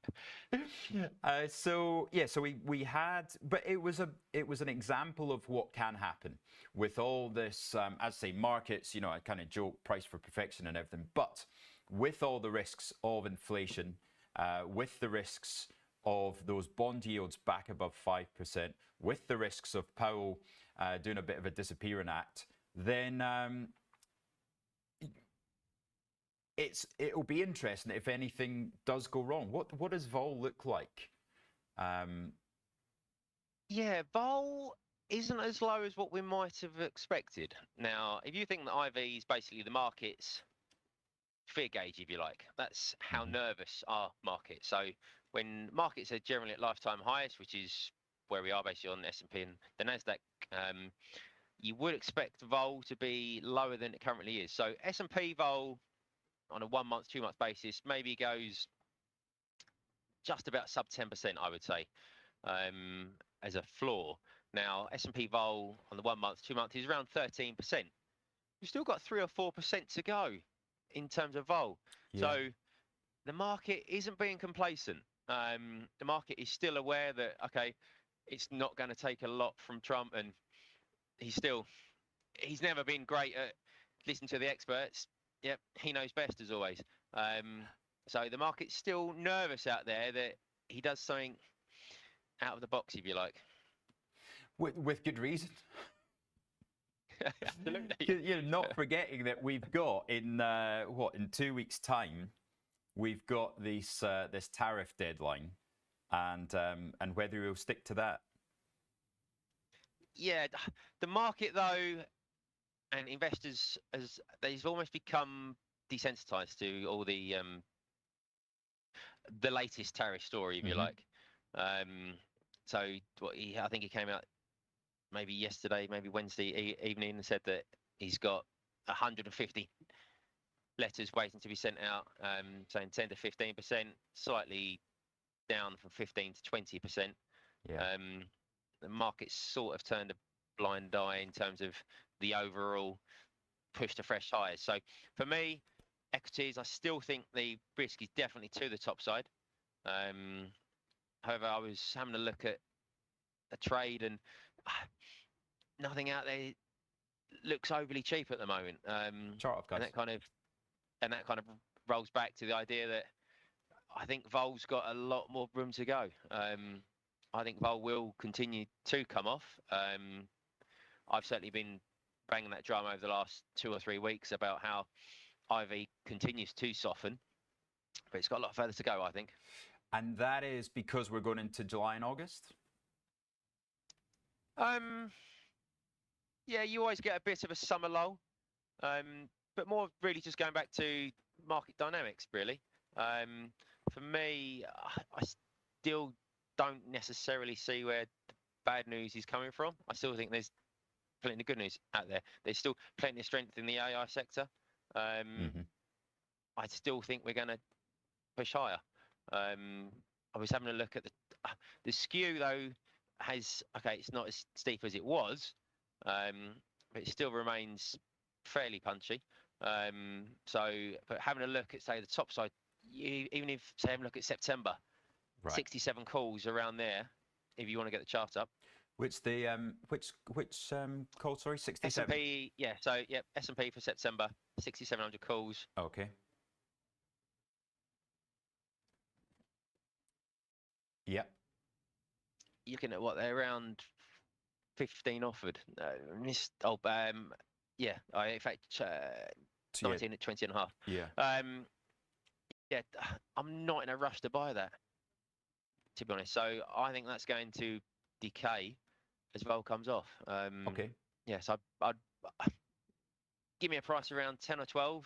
I'm possibly interested, but you've got 2 months to go for another best part of 400 points. Okay, yeah, so I'm not in a rush to buy that. Let's, I don't want to hear this bullish rubbish from you, Elliot. I want to know downside. Give me some downside protection if I've made bundles. I had a girl in New Zealand that I took for a beginner's class, right? She didn't know what a stock was, what an equity was in 2020. And year to date, she's up 17% on her life savings. She's doing fantastic. Somebody like that, they want to protect that up 17%. What do they do? Well, sticking with September, because I think that everything else will maybe come slightly too soon. Obviously had a bit of noise in terms of the dot plot, in terms of the Fed rates. Waller saying that he thinks that there should be a July cut, which I think would come as an almighty shock to the market. Currently implying less than a 5% chance of that. Yeah. September's still on the table. September's probably implying around 62% chance of a cut. Now, I think we're going to have a fair bit of noise between now and September. You've also got Trump that's banging his drum that rates should be down at 1%, which is fairly crazy and isn't going to happen. Certainly whilst Powell's in charge. For me, even if, say, you look around 5,600 around there, even the 55 put, you're paying over 20 ticks for a 55 put, and that's what, a 13% move in the next 2 months? I just can't see it. So for me, I'd probably be. But this is the exact trade I'm talking about. Things that you cannot see. Things that you don't even, April 2nd came out of nowhere. Nobody said, Rich is going to trade 4,900. Absolutely, but you're not the only one who's got this idea. So that skew Fair. is pretty punchy still. What, you're paying 25% vol on that? If you could buy it sub 20%, I might be a buyer, but Okay, for me, it just still feels slightly rich. So what about a I put would, spread I would be then? selling a put spread. Yeah, but I would be selling it as a credit spread. I'd be probably selling this 5,500 put, say 21, and buying for protection something like the 5,000 put for 10 maybe. Receiving 11 ticks. And so what would happen then if we got a sort of 10% sell-off? Yeah, if you get 10% sell off, the 55 put is going to move more than the 5,000 put. That would be obviously a losing trade. You would be offside on the 5,000 put. You'd be in profit on you'd be offside on the 5,500 put. You'd be onside on the 5,000. But as I said, the 55 put is going to move a lot more. If only just because of high delta. So guessing is exactly where those prices go to. That's obviously hard to say because you don't know where vol goes to. If it's 10% overnight, but that's an alarming vol shock. This is somebody that's prepared to pay because they're up so much this year, as everybody out there is. Everybody's having an absolute dancer on their ISAs. I want to pay money to protect that profit, right? I don't really care where it trades in the meantime or the vol. I want a big gain if the market goes 10 to 15% lower. Yeah, so you probably would be having a look, and this kind of takes us back to a value play. Do you want to buy, say, a closer to the money strike and be happy to pay a lot more for it? So say, for example, you might look at the 6,000 put and pay just over 60 ticks. Okay. You're paying, what, just under 3 times what you would for the 55 put. But you get a lot more gearing. So depends how much spare profit you've got, how much you're willing to kind of leave on the table. Right, what about this? Impossible to say. If I'm long, right, which I'm not, well, I'm long in my ISA. What about buying a 6,000 put for 62, selling the 5,700, receiving 31. So my net cost is 31 ticks to protect me for 300 points. So I've got a 10 to 1 payoff. Yeah, that's probably not a bad trade because below 5,700, we've not been down there for quite some time now. Yeah. But remembering I'm long, I'm also going to sell that 6,700 that you think's trading too rich. So I'm taking another 19 in for that. So all in all, I'm paying 11 ticks to protect my long position. And if we get up at 6,700, I don't care because I've made another 400 points on my long. Exactly. Yep. And this is where options give you so much flexibility. We could talk for 2 hours just building trades here. Yeah. Because you've got all the different expiries, all the different strikes. This is where options are fabulous. And this is where kind of the wider market has really realised exactly how much extra edge trading options gives you. Definitely. Yeah. And they need an Elliot Harris to explain it to them. I can always do a little course. Happy to. Mate, thank you so much. That's really. Let me just make a very quick plug. Yeah. I don't know how much time I've got left, but as much as you want. In a world first, some of you may have noticed that we launched daily Tesla options during the week. Now, no one else on the planet has ever been brave enough to do such a move. So a 0 DTE option on Tesla. Oh my goodness me! Talk to how. Oh. We're not on the Friday because the Friday you've got the weeklies already. So I don't want to open up halves on that and any fun and games between the two contracts. But Monday, Tuesday, Wednesday, Thursday, we have a 0 DTE daily Tesla contract expiring at the cash close. Okay, a world first, completely unique to IG. Now, actually, that's tradable from just after 9 o'clock. 9 I think those a.m. that trade 9 a.m. Yep. Oh, mate, so I don't even have to wait for the 2:30 open. This is a bonanza. Absolutely. Absolutely. Yep. Wow. So over Yep. Tesla numbers, if anybody's got a view, if anybody's got a view on what Elon's So about we've to got do. Tesla earnings coming out Wednesday, so the timing's beautiful. Wow. Now, obviously, the Tesla earnings come out after the close, Ah, okay. so it won't affect any trading per se on the Wednesday night. But 9 a.m. on Thursday, I'm doing a 0 DTE Tesla option after the earnings. So watch this space. That's great. I bet that took a bit of And work. there's further stocks to come. There's further stocks to come in the coming weeks. Okay, so we're really sticking our neck above the parapet now.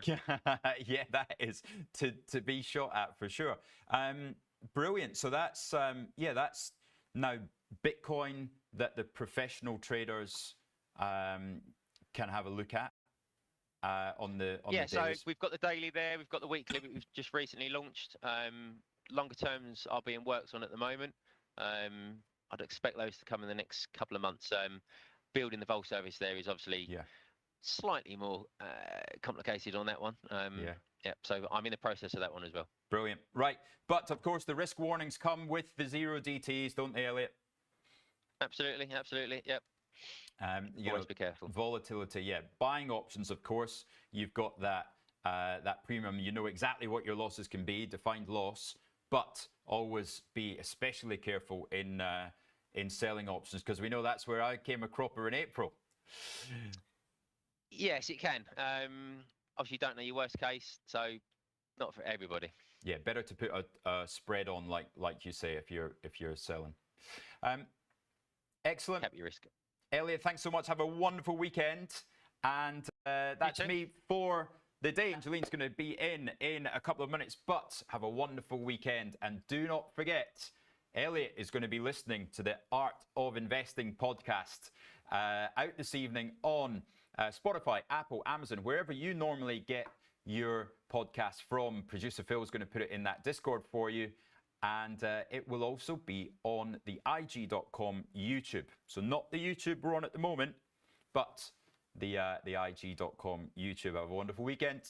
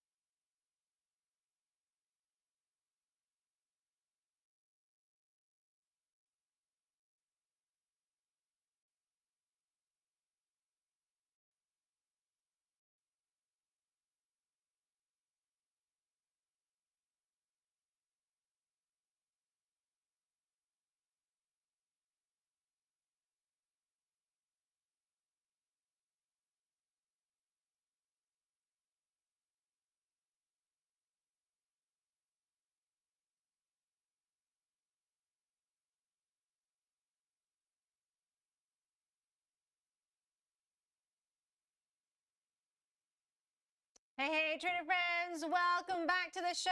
And it is number of the week with Chris Beecham. Hey, Chris, how are you? Good morning. I'm okay, thank you. How are you? I am very good indeed. Were you out late last night enjoying the warm and humid weather? No, I wasn't. No. Were you? Nope. No, you weren't either, were you? Nope. I was in bed by 8:30, so I could be bright-eyed and bushy-tailed for this. It's been a really long week. Client lunch yesterday. Also, lots and lots of meetings for the new products that are coming up. Elliot's just given us a trailer tease of the 0DTE Tesla that you can use right now ahead of the Tesla's results, which are coming up quite soon, I believe. Very exciting product, actually. Right. Should be Before good. we get to number of the week, Chris, I just want to say a shout out to Grant Tyree out there. Hope you are recovering well, because and hope you're now on a recovery trajectory. He's mentioned on the chat he's just spent a full year and had 4 major operations, and he listens to us every morning because he has now got time to focus on trading.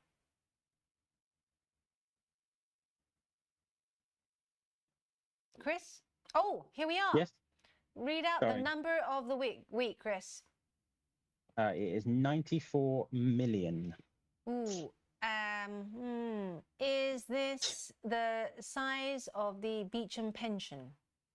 No. No, sadly not. No. It's Number larger than that, of actually. outstanding Palantir shares. Bit Trader niche. friends, No, help me out no. here. Any of you know what 94 million is? Now remember, if you get this right first, you will get a prize from me. I'll put a stamp on it this time, or I'll either post from here on IG to make sure they put that stamp on before they send it off to you. It's a very recent one, Oh. if that gives it any clues. Oh, it's a No. very recent one. Very No, recent. 1 million. Cost savings that Burberry has made in the last 20 years. No, that doesn't sound right either. Very recent. No, they would do a lot more than that, really. Right. Yeah. Let's see. We've got a quiz up. What was Netflix's year-on-year earnings per share growth in Q2 2025? So they're voting right now. Oh, I guess, is this to do with Netflix, Chris? Yeah, it is really, yeah. So think of that. What's the key number with Netflix? Or I It's talked supposed about to be anyway, I the don't think they're revenue, so keen on it so it anymore, can't be that, because that was just over 11. I know that figure was 11. So could it be number of subscribers? yes. There you go. 94 million people added. New subscribers, that is, of course. Yeah, I was Not going to total. ask you. Yeah. So this is the growth metric that we were talking about, right? And Yeah. the key thing about the results was the fact that we saw its shares, just putting this up for you here, trader friends. Did you see the move earlier, Chris? So it, before the close, yes, it was ticking slightly higher, then it ticked lower in the aftermarket. And now all sessions are still 1.3%. Which to me, I think suggests that the disappointment coming from the subscriber growth is what's pulling it down, and the fact that Yeah. all that joy, all that like excitement over the fact that it was clamping down on its password sharing. Remember that? Yeah, there is. I mean, it's one of those things, isn't it? Why is Netflix down 1.4% overnight? What's the reason driving this one down? Well, when you're trading at something like 40 times forward earnings and your share price has doubled in a year, or 98% up in a year, what kind of growth are you going to need to get to avoid disappointing people? Not disappointing people, but to avoid the shares just edging back after your results. I mean, in the context of a 94% gain, a 98% gain since last July, since 19th of July last year, what's 1.4%? So the headline has to be Netflix shares fall in the wake of earnings because it missed subscriber growth in some small county in the middle of the US or whatever. And yet look at the share price, look at where it's come from. Absolutely strong performance. You could pick it up for $186 a share back in late 2022. Not to be a hindsight capital person, but and that was, of course, the lowest level it had reached in what, 5 years. So it looked like there's. If I should look up the stories from 5 years ago and see from 3 years ago, sorry, and see what they say about, has Netflix lost its edge? Is it doomed? All this kind of thing is going to be taken over. Look at it now. Look at it now. Yeah. It's a one-way street since June 2022. This is the monthly chart that I'm working out for you, trader friends, here. And you know, Netflix also being coined one of those stocks that you know, is pretty much economic resistant. So in the good time, bad times, people still want to watch movies, right? I am not a Netflix subscriber. Are you? We are now, actually. Yeah, we got persuaded into it, but not that I use it. But yeah, we are actually. Yeah. Yeah, the thing So, with Netflix is, no. it's really, really, you know, looking very expensive now, and also the fact that I didn't like the fact it's, you know, subscribers. Yes, the growth is there, but I think they said, correct me if I'm wrong, that the growth momentum was slowing. But what is also a very interesting thing that might offset all this, Chris, is have you heard of ad suites? Have you heard of Netflix ad suites? No. So this is the next generation, and like all of you trader friends and Chris as well, because you have Netflix subscription. I cancelled mine because I thought it was crazy they were going to charge me suddenly extra £4 a month or whatever. The next generation of advertising revenue growth is no longer will you have to be interrupted in your film, but they're actually charging marketeers to have the actual advertising within the film, and they're using AI to do in this. the film, yeah. Yeah. Put it in, yeah. They're putting That's it a good question. in, and some of them, some examples I've seen is that you get, you know, the floating in of merchandise, you get the floating in of adverts within, for example, televisions, if there's a television or a screen within that movie that you're watching, so it doesn't interrupt your movie.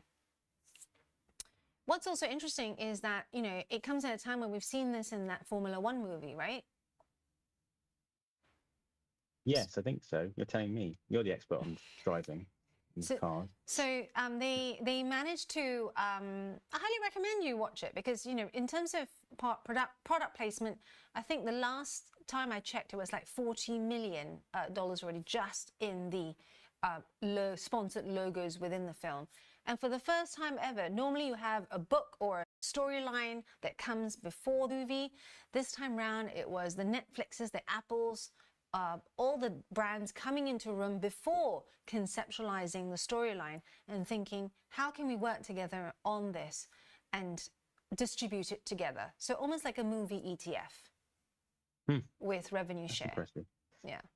So Gavin Acker saying, like Pepsi in Back to the Future, fantastic, good 80s reference there. I'm a huge Back to the Future fan, and Nike as well, wasn't it, Chris? In Back to the Future? Yeah, don't ask me, I've not seen it. So read out the poll. Can you see the poll from there, Chris? So we got the results in from your poll. I can't see it in front of me, no. Hang What on. was Netflix's year-on-year earnings per share growth in the second quarter?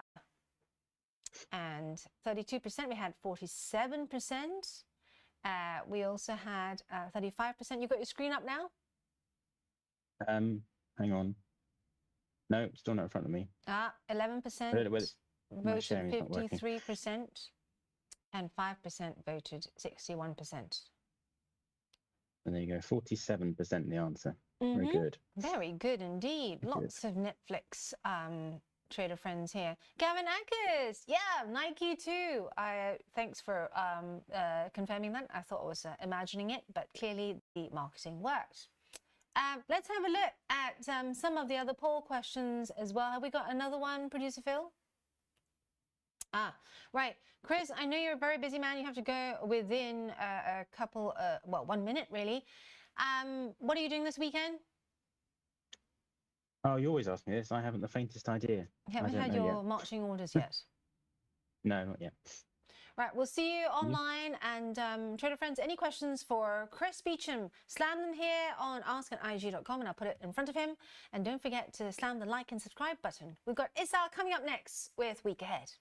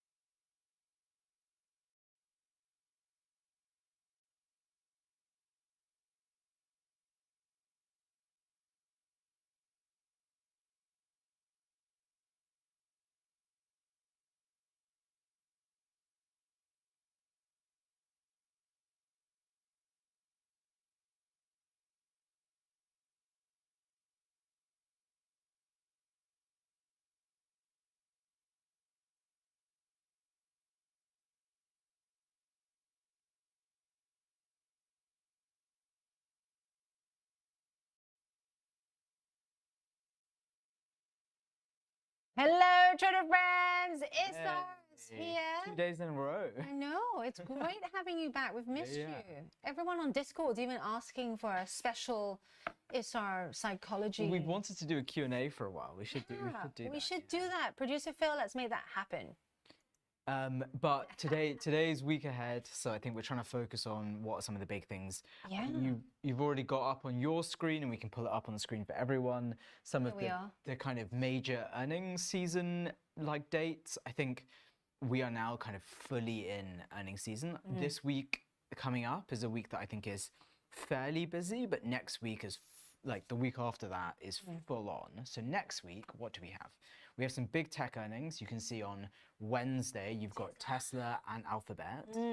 Big day for tech earnings. You can also see we've got a crazy number of consumer names. So on Monday, we've got Domino's. On Tuesday, we have Coca-Cola. And then we also have Chipotle on Wednesday. We've got McDonald's as well. And so we've got like a bunch of those consumer names. Yeah, American Airlines and Southwest. Yeah, exactly. We've got fly-in on MasterCard as Thursday. well. Yeah. So yeah, it's a great week for tech and consumer. Yeah, if you look the week ahead, actually, it's even more intense for both. So you've got Visa and UPS, who are normally like the best predictors of kind of transaction volume, but you've also got your kind of Meta, Microsoft, Robinhood, Apple, Reddit, Coinbase. So I think then like fully big tech is on kind of everyone's radar. Yeah. You know, what we've seen so far is, I don't know whether you've seen this trend as well, SR, but it seems like if companies meet, then there's disappointment. They almost Well, I have to think really beat. We've to- been in like a mode of like beat and raise, Yeah. sandbag expectations, then beat and raise, Yeah. and sandbag expectations. And I think that is quite dangerous actually for the market, just because you don't know where a company might actually miss expectations, and then the difference between that and kind of even just hitting is so big. I think of the names that I'm looking at next week, I think I'm definitely looking at Google and Tesla. I think Google has had a period where actually relative to the Mag 7, it's not been one of the stronger performers over the last maybe 6 to 12 months. More recently, it's had more robust performance. It's facing kind of some headwinds, like its search business is looking like it's a bit more vulnerable with a lot of the AI use cases coming out. But at the same time, Gemini is now kind of back up to speed. You're kind of seeing a much more competitive offer from Google than maybe this time 3 months ago, or at least this time last year when kind of OpenAI felt way ahead. So I think Google's one that I'm looking at. And then obviously Tesla is one that we should definitely be paying attention to, in part because, I mean, if you pull up the Tesla share price, I'm gonna do that now. you can see like Tesla in particular has had quite a volatile period from the moment that Elon went into the White House and then kind of when he left the White House, and there's been a lot of movement around kind of the robo-taxi launch. And so I think I'm curious to see how is the core business doing, like how are deliveries doing, how are sales looking, but the real messages will probably come in the earnings call where you'll get to hear some of the more longer term strategic pieces. And that's often, if you look at Tesla's share price, it's not really being priced as a car company. So to what extent are they able to deliver on some of the autonomous claims and the robotics claims that are kind of underpinning a lot of its growth? So I, and this is my humble opinion, trader friends, still looking at potentially a downbeat, or rather shares to fall on the Tesla earnings. What would be because- the reason? So two things I'm watching out for is the technology that you're talking about, so robo-taxi related, and we know there's been disappointment in that. Did you see the video of the... There've been a couple of videos actually of them swerving. Yeah, or someone put a video on Twitter where they had the robo-taxi trying to go into a space, but then it didn't realize that actually the car or the vehicle in front was actually reverse parking into the space. Oh wow. So then they had to... Did they crash, or they just like kind of, it just caused carnage? It caused carnage, and the person had to kind of like, you know, jump forward, and I think there was someone... Yeah, there's a handler in the back, right? Yeah. There's a so handler, so someone had to like get I involved. do think this has not been the most successful robo-taxi launch, and I think everyone will immediately compare them with Waymo, who've been on the roads now for like the best part of a year in several cities, including in San Fran, where they're like everywhere, exactly. And so I think there is a bit of risk that with all the hype that was built, the launch has been a bit disappointing. At the same time, like Elon's an incredible hype man, so I wouldn't be surprised to see kind of a bit of an upbeat reaction, even if the news doesn't feel so positive. So okay, robotaxis was one. What was the second? Second is margin, and thanks Monkey Man. I remember Monkey Man sent me that video on the Tesla tech not working quite right. Yeah. The margins are On the core like cars. yes, Yeah. purely because we've had data. EV tax credits. Exactly. As well, yeah. EV tax credit, but we had data on that, and also from a lot of their growth markets showing that their sales are coming back off, right? Yeah. Well, I mean, China has been particularly weak because you've got so many competitors. You've probably got BYD like launching in a bunch of their kind of competitor countries in Europe or elsewhere. Yeah. So I wouldn't be surprised. I mean, when I went to Singapore in November of last year, the number of BYDs I saw on the road was crazy. Yeah, and you're seeing them more and more here, right?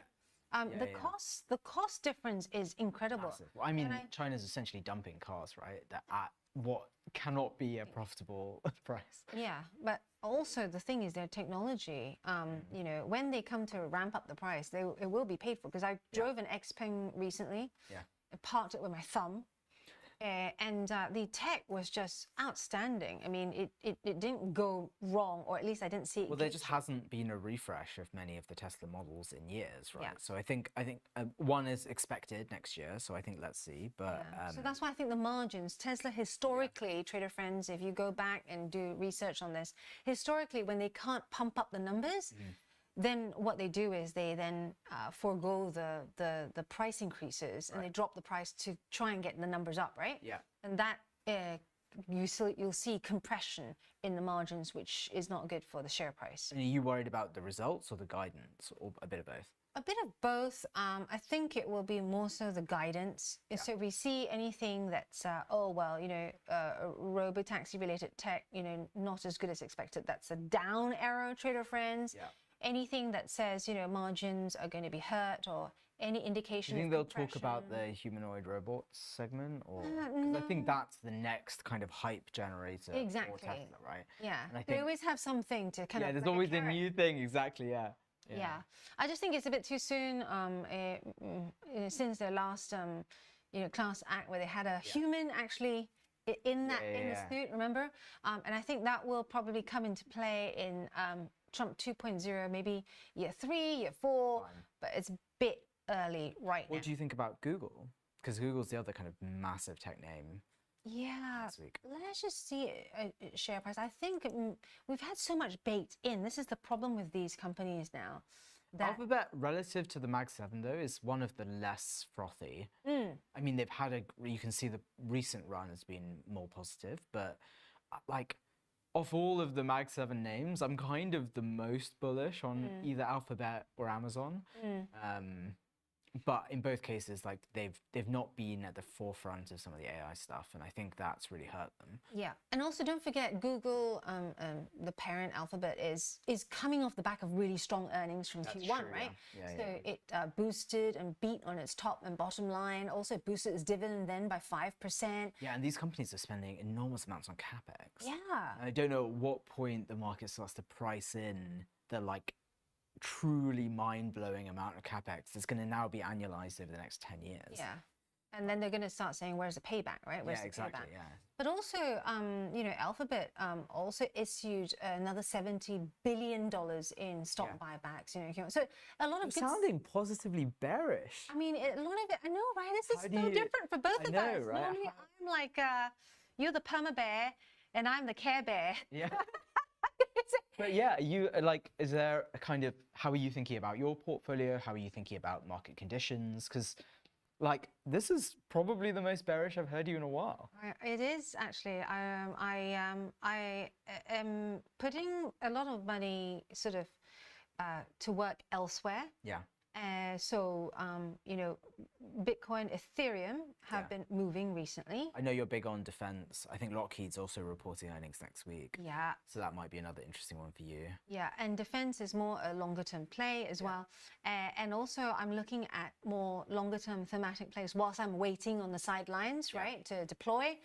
So I've looked at building a position in the Sprott. The uranium miners. Is there a reason you chose the uranium miners rather than the physical uranium trust that Sprott runs, where they just track the underlying price of uranium? Yeah, they tend to follow in the same way.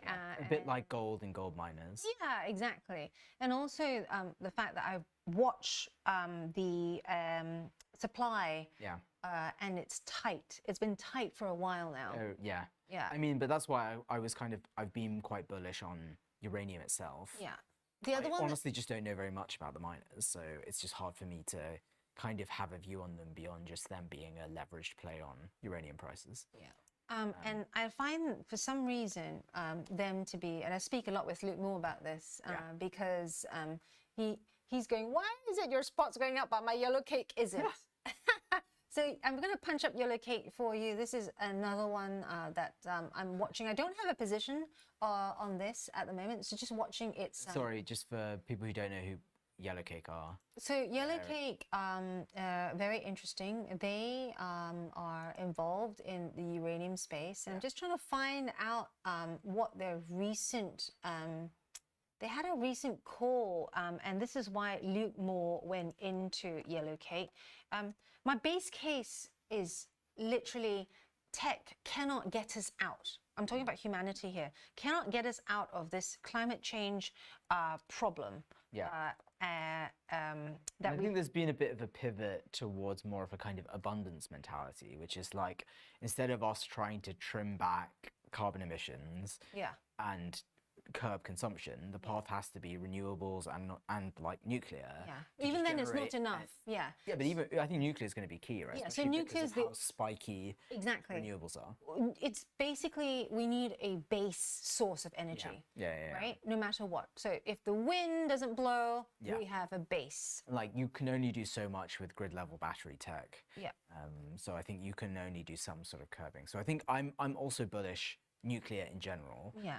It's just hard to know how to best express that view. Yeah, so this is different. Yellow cake, just very quickly, they invest and they hold physical uranium oxide. Oh, okay, interesting. Right, which is its core asset. Yeah, so if you look at the Sprott Uranium Trust, the physical uranium trust, it's very similar actually. So I imagine they'll be following a very similar path. That one, yeah, exactly. So this is not the miners, but this literally they literally have physical uranium, in the same way that Sprott has a couple of these kind of physical asset funds, which is super interesting. I think if you're thinking that supply is going to tighten, it should be the case that this is fairly bullish, but you can see recently they've had a bit of a cool down period. I think that's to do with oil prices as well. So there's like a direct kind of substitution effect between different kind of energy prices. Yeah, so this is the one I'm in. And this is the miners, right? Yeah. And this is the ETF. And it's interesting. The miners have gone up while the underlying uranium prices have gone down, which is interesting. There is a bit of a lag. I have a what I call a 3-month traffic light view. I have an alert for myself so that it nudges me, or like a calendar alert, right?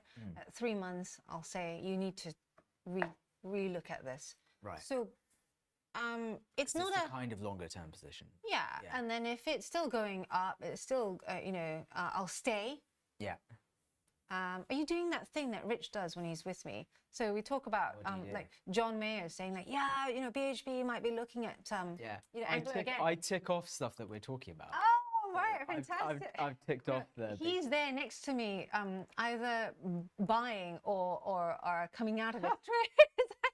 So he's like semi-zoned in, semi-zoned out. No. I actually was just conscious of time. I wonder if we should move on to some of the consumer names. Yeah, let's do that. So we have Coke, McDonald's, Chipotle, and Domino's. Of those, would you like to guess which one I am most passionate about? I'm going to go for Chipotle because it's been unloved. That has been unloved. Yeah.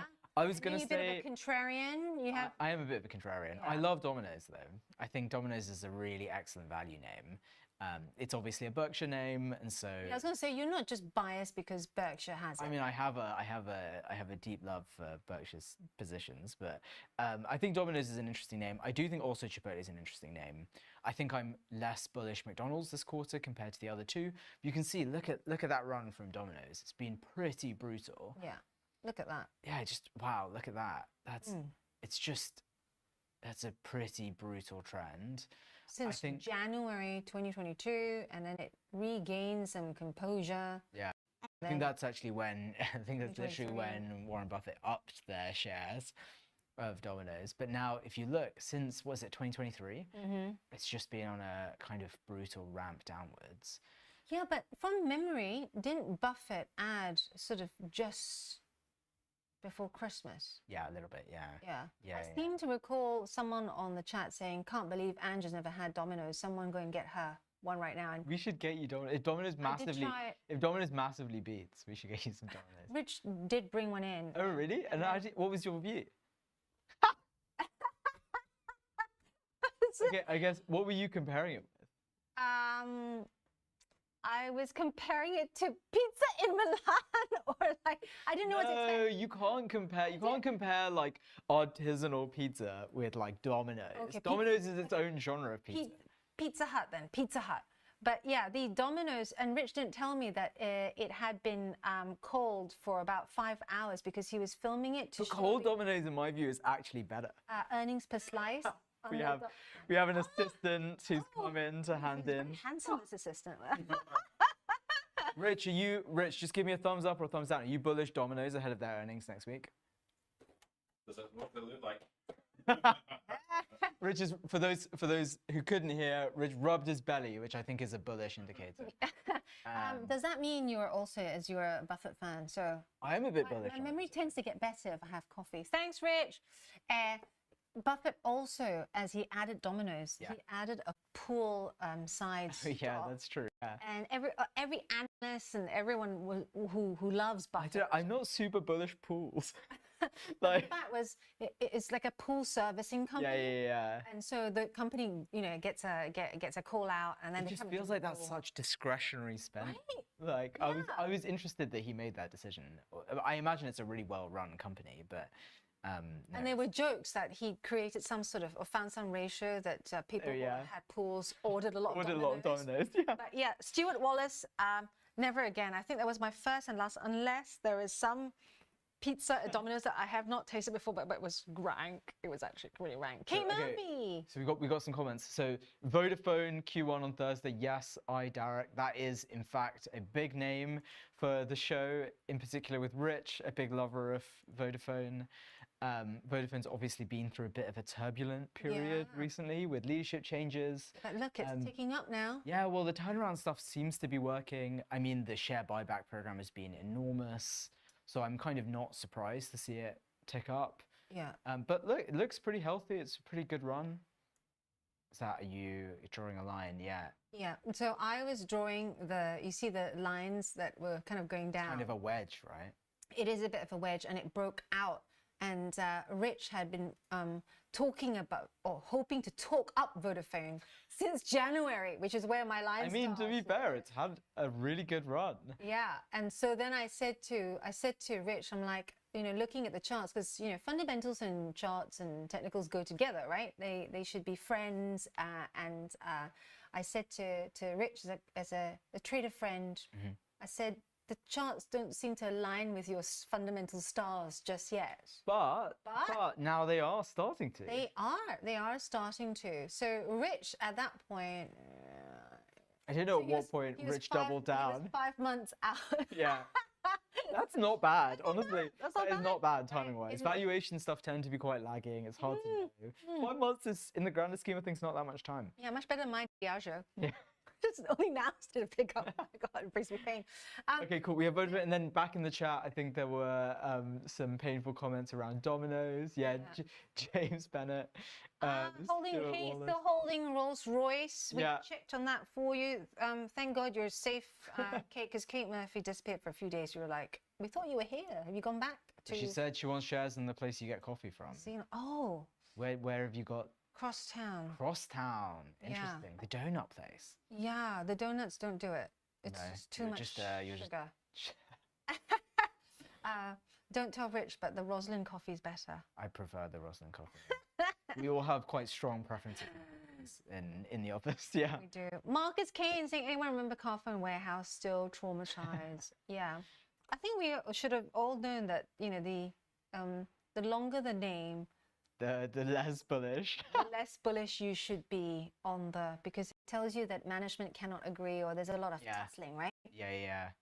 Well, Stuart also just asked about Jaguar. Jaguar had their lowest deliveries ever because they swapped from like OEM cars to EVs, and I think it led to something funny, like the month-on-month deliveries were down 97%. But I think, to be absolutely fair, that was kind of priced in. We knew there had to be a date at which they swapped across. Jaguar also famously did the big relaunch of their brand. Oh yes, the weird, funky colours. I mean, at least we were talking about them. We were talking about them, but was that the main ploy? Because, you know... No, I think it was it was a big swing. I guess we'll see how it pans out. But I think now that they've switched to EVs, I guess we'll see how appealing it is.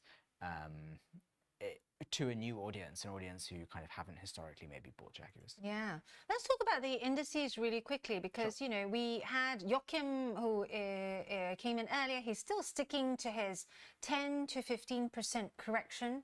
Oh, yeah? That's his call? Over what time horizon? In the next, I think, 3 to 4 months. Okay.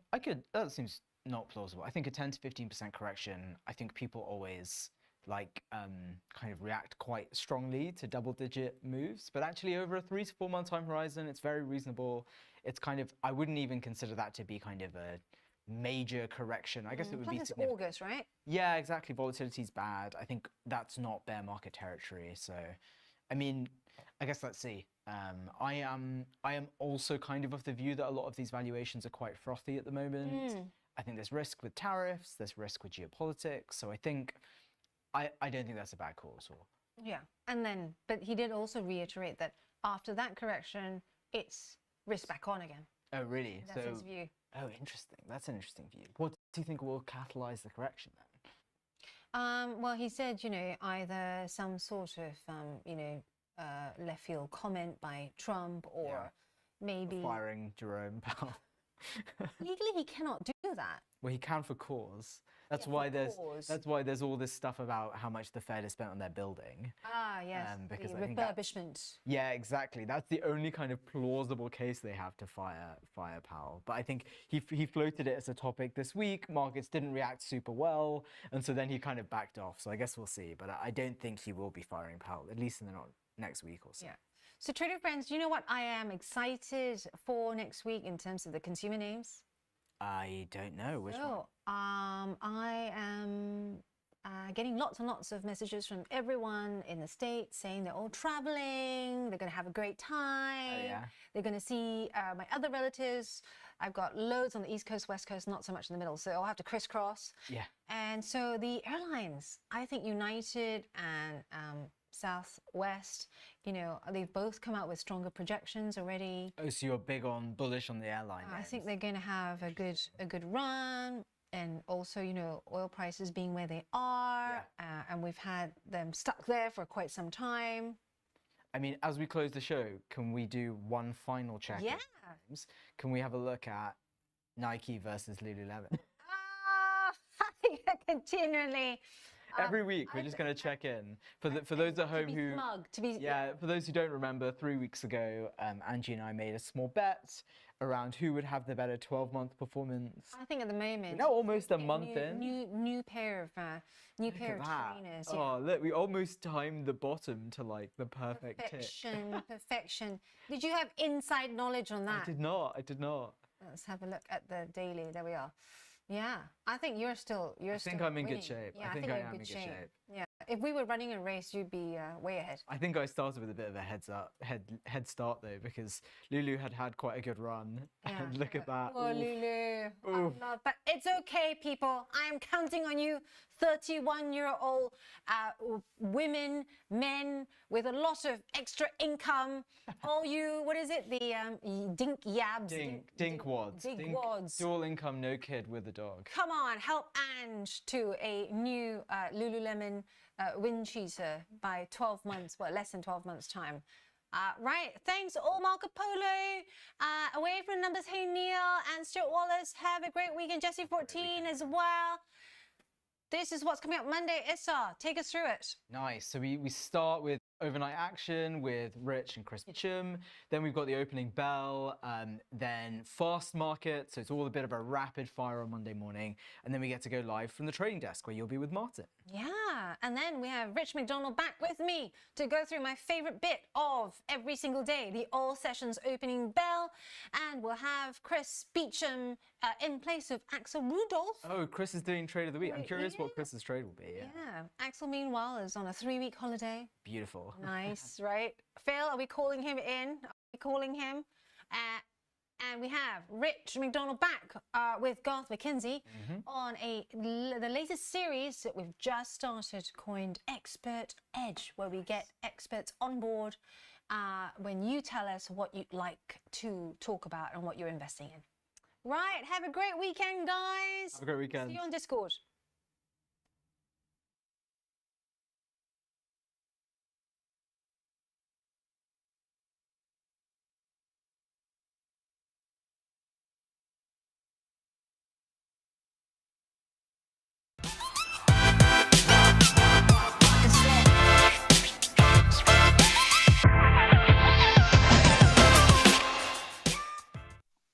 Can't stop this market. New all-time highs. It's Thursday, July 17th, 2025. This is Overtime. I'm your host, Chris Vecchio in New York, Ilya Spivak in San Francisco, Mike Butler in studio in Chicago today.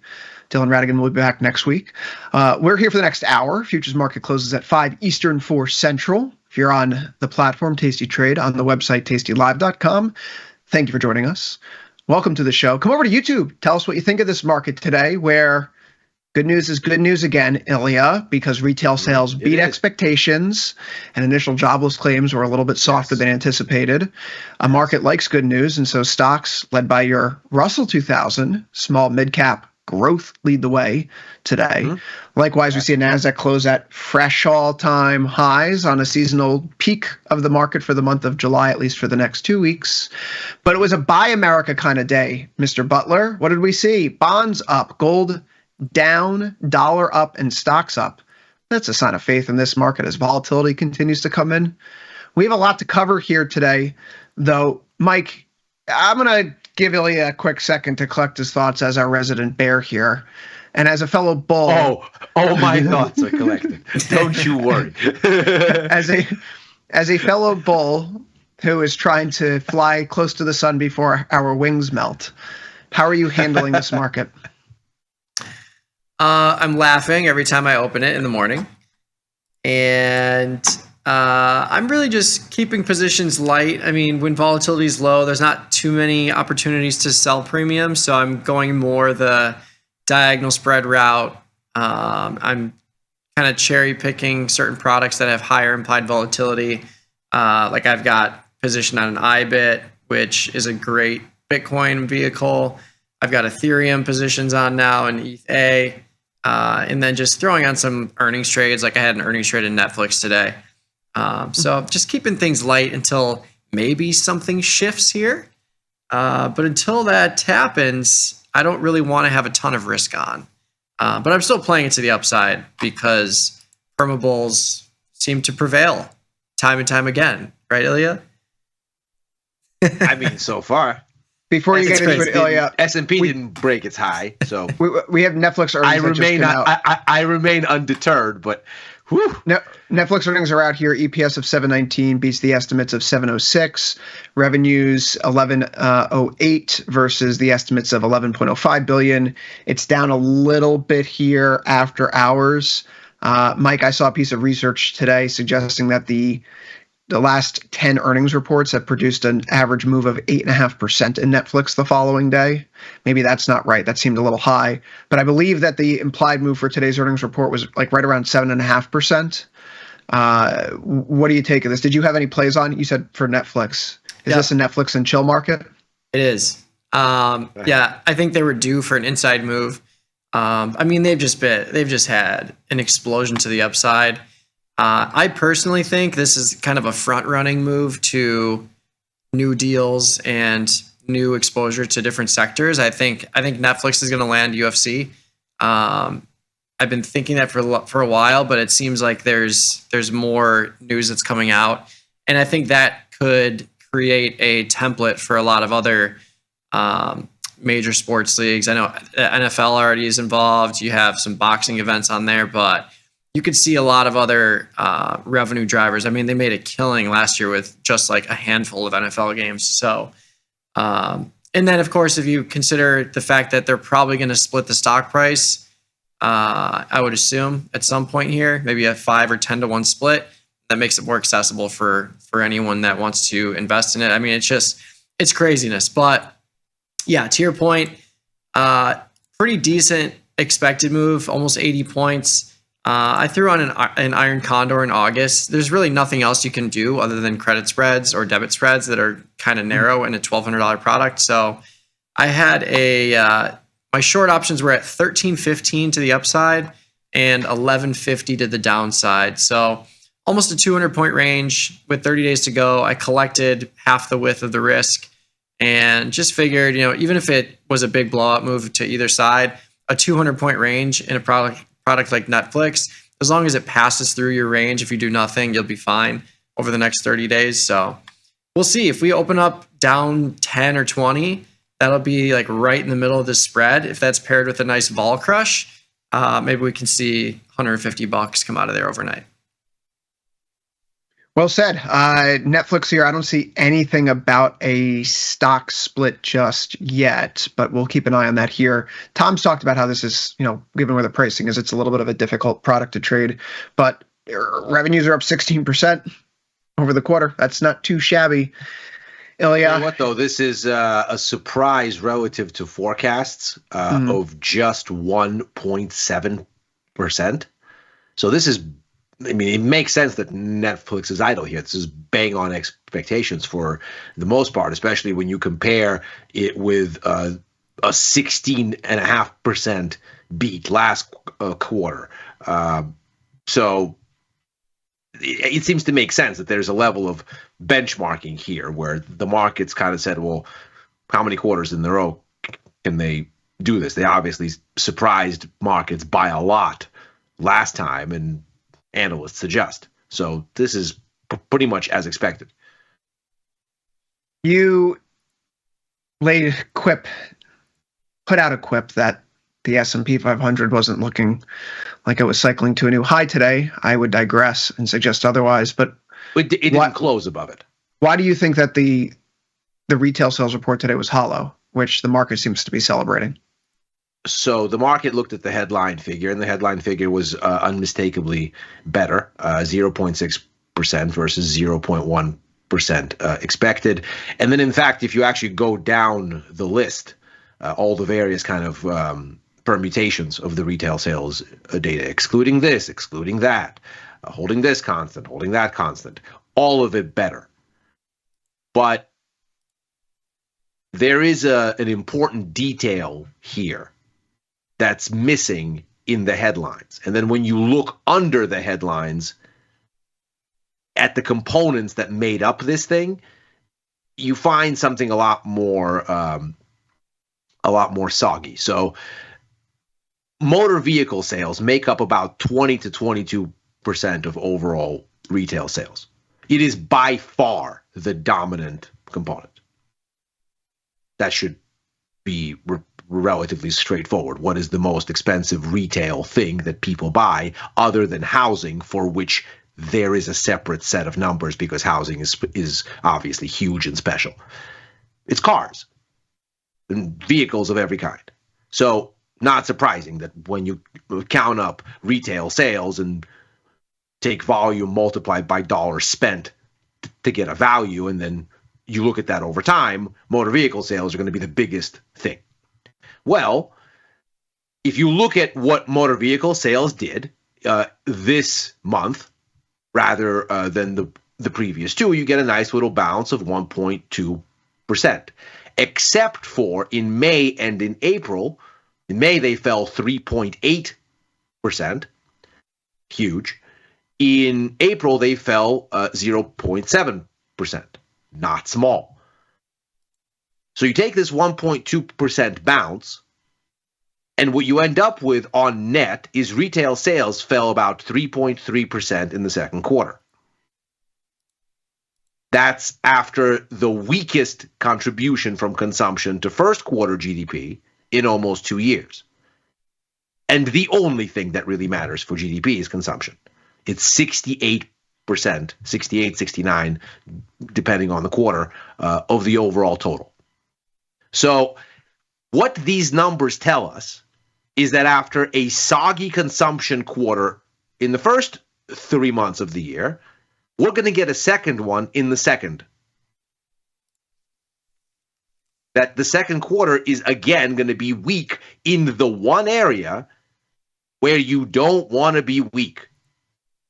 And the Atlanta Fed GDP Now cast, which was of course updated with this data, very pointedly showed you exactly that. Now, never mind whether this forecast is right or wrong on the number itself. That's not significant. We're still a ways away from second quarter GDP data. A bunch more numbers are going to go in the pot here, and we'll see. The important thing is when they published their update of the model just today, they said, we have to lower our second quarter GDP forecast in the wake of these better than expected, quote unquote, retail sales numbers. Because what we actually have to do is we have to revise down, and I quote, personal consumption expenditures growth. Now, you'll show us surely in a second that some of this was an inflation adjustment because we had untoward inflation data earlier this week, showing us both in PPI and in CPI, most importantly for retail sales because that's consumers, that tariff-based inflation is finally starting to show up. So none of this adds up to a happy quarter in the second quarter and through then the first half of the year for the most important catalyst, the most important engine of U.S. economic growth.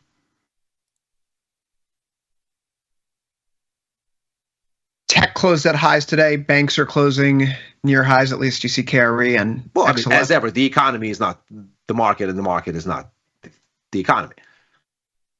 That's the case, Mike. Why wouldn't we keep this rally going, even if it's a hollow retail sales report, as our Soviet friend contends? Rallied on the hollow report. I think you will see it continue higher. I mean, really, if you just isolate volatility and the impact of low volatility on markets like the E-minis and NASDAQ, you will almost always see a slow grind higher. Now, the last couple of weeks have not been a slow grind higher. But I think what you've seen from July 3rd on, where we've just kind of like chopped around, volatility continues to contract, we keep pushing to higher highs. I think unless something changes where we see bigger moves day to day and a vol impact that is sizable, I think we will continue to see this just grind higher. I hope we don't. Honestly, I hope we get more two-sided action. I want to see more 100-point moves in either direction. But, you know, when we're at peak complacency, which is what it feels like right now, that's typically when fireworks start to rear their head. So we shall see. Why do you say peak complacency? What metric do you use for that? When I say that, I'm just looking at like the VIX. VIX is at 16, making new lows every day. It's not as low as it was a couple days ago, but it's trending towards that line. And we've stayed elevated, which is interesting. We haven't gotten back into the low teens. But I mean, a VIX of 15, 16 is typically a grind higher type environment, I would say. We like doing sentiment checks around here. Do you think the official White House Instagram account putting out a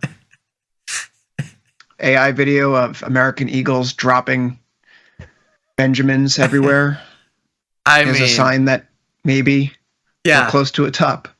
Maybe. Wow. I didn't see this today. This is almost better than an Economist cover. It might From be. a guy. I feel so much better about my shorts. From a guy, an administration, the I first wish week you of April. shared this with me sooner. First week of April, Besson saying things like, for years it's been Wall Street's turn, now it's Main Street's turn. I'm not looking at the stock market, right? Isn't that what the president said on several occasions in March and April? Hassett said there's a 0 chance of recession, which means there is a 100% chance of recession. It's all a little, it's a little too funny. So yeah, things feel a little frothy, right? We have our little sentiment checks around here, but the White House celebrating the market up at all-time highs feels a little different than the attitude they displayed in March and April, and certainly the first week of April. But then first week of April, Trump starts saying things like it's a great time to buy stocks. And if you listen to the president, it was a pretty good time to buy stocks back in that first week of April.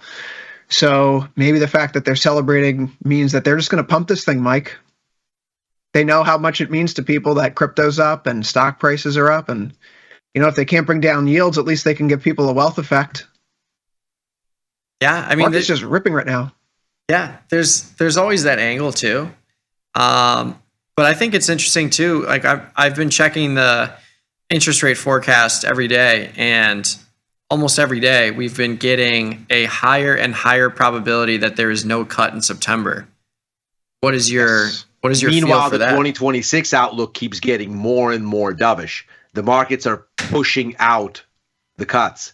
In fact, they did it again today in the wake of these, again, quote unquote, better retail sales numbers. The upshot from the markets was right. So it's not that anything is great. It's just that it's going to get pushed downwind again, which, by the way, obviously makes sense in terms of the inventory build, in terms of the front running of tariffs that we saw in the first quarter. I mean, there was a 40% swing in imports. We're only just now in June, based on the CPI data this week, starting to a little bit notice that goods inflation is creeping into the market. And into the economy. So we're starting to see it, but of course it's delayed. The great unknown is how long. And the markets are clearly saying, right, so the Fed is resistant. They're maybe not even going to get off a second rate cut this year, maybe just one. They're down to 38 basis points for this year, to Mike's point. For next year, they're out to 73 basis points. Against the Fed's forecast of 25. So the markets took this data not to mean that things are good, but that things will get worse later. I don't know. Bond yields at the long end of the curve were down today. All while stocks rallied and the dollar moved moved up. I would go so up. far as to say they were up or down. They didn't do much of anything. In fact, they've been stuck. Basically, let me put it a different way. Basically. We had a decline in Fed funds expectations at the start of the month. When we started to see those July cut odds go down towards zero, when we see the September odds go from like 70, 80% to where at the market close today, it's a 55% chance that the Fed cuts in September. That is so on the line. We haven't had to bring up this stat in a while, but it remains true. Go back to 1998. Every time there's been a Fed meeting, the day of the Fed meeting, as long as the market's been pricing in a 55% chance of something happening, the Fed's done that outcome 100% of the time. Right. So if we were to go into the September meeting, a cut is priced in, but at 53%, there's no guarantee that even though it's favored, it actually happens by the historical metric. But I would point out that while we see the erosion in Fed cut odds throughout July, we see bonds get hit, and yet today, it's a Buy America day. Cut odds are down, but for perhaps a good reason. Well, yesterday we had the spook that we had clearly, right? And what we saw was this sell America dynamic around the idea that perhaps the White House would be so foolish as to try to fire the Fed chair. And to the White House's credit, within an hour of the rumor mill starting to spin, the president came out and said, whoa, whoa, whoa, whoa, whoa, no. That's not what we're doing.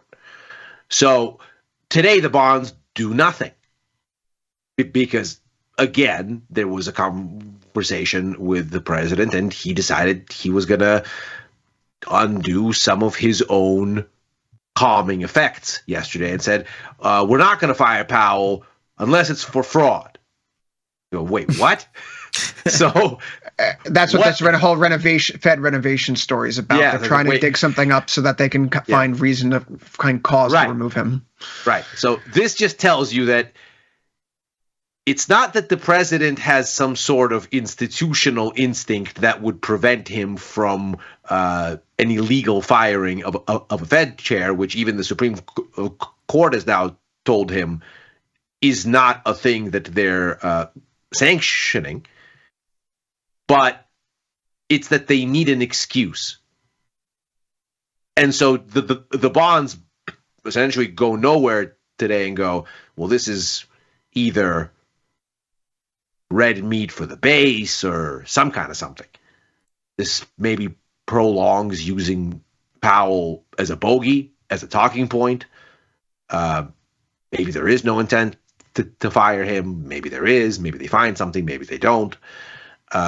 Obviously, they're attempting to drum up some sort of kangaroo court situation with the renovation of the Fed's buildings, as you were just saying, Chris, in Washington, D.C., which absolutely no one cared about for the longest time until suddenly an excuse was needed. Echoes of the Soviet Union ring in my head as a former Soviet. But when you look at all of this in context, it makes sense that the bonds don't exactly reflect Fed policy odds in a clean way, because this whole, are we going to tarnish the Treasury as a risk-free asset now and for all time, is a big deal, and it's not looking as safe today, perhaps, as it did yesterday. At least not in a convincing way. Okay, Mike, so we move away from the bond futures themselves and go to the more approachable product for most retail traders, which is TLT. Yeah. This is near a multi-year low. Like the lows that we've seen since 2006. Staying long, baby. Oh, yeah. What do you do here? Yeah, TLTs. I like TLT as a Zebra product. So Zebra is just a back ratio. So where you're buying two options in the money and then selling one at the money to remove all the extrinsic value. Basically a synthetic stock position, but for much less capital than actually owning stock.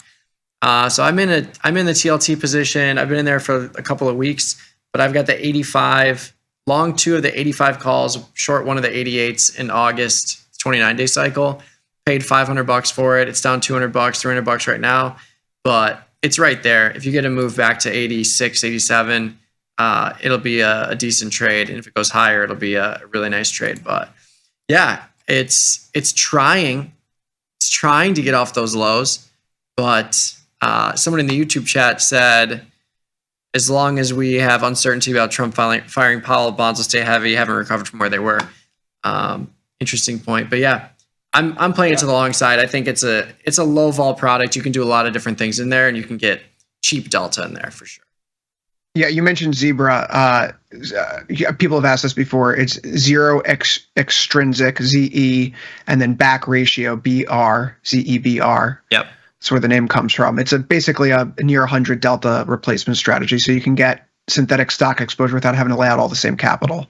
Yeah. Just going a little bit deeper there, Mike, because I know even for me, right? Like I'm like, oh, Zebra. Okay, yeah, okay, got it. A little bit more complicated of an option strategy, but as you point out, it's a way to contain your risk here, given what's going on, and take a shot. Because this is maybe the commenter in the chat has a point, right? There is a term premium, Ilya. We shared that chart earlier this week, where since April 2nd, given where notes and bonds have historically traded relative to Fed funds futures, you would expect 10-year notes to be about 40 basis points lower had April 2nd not happened.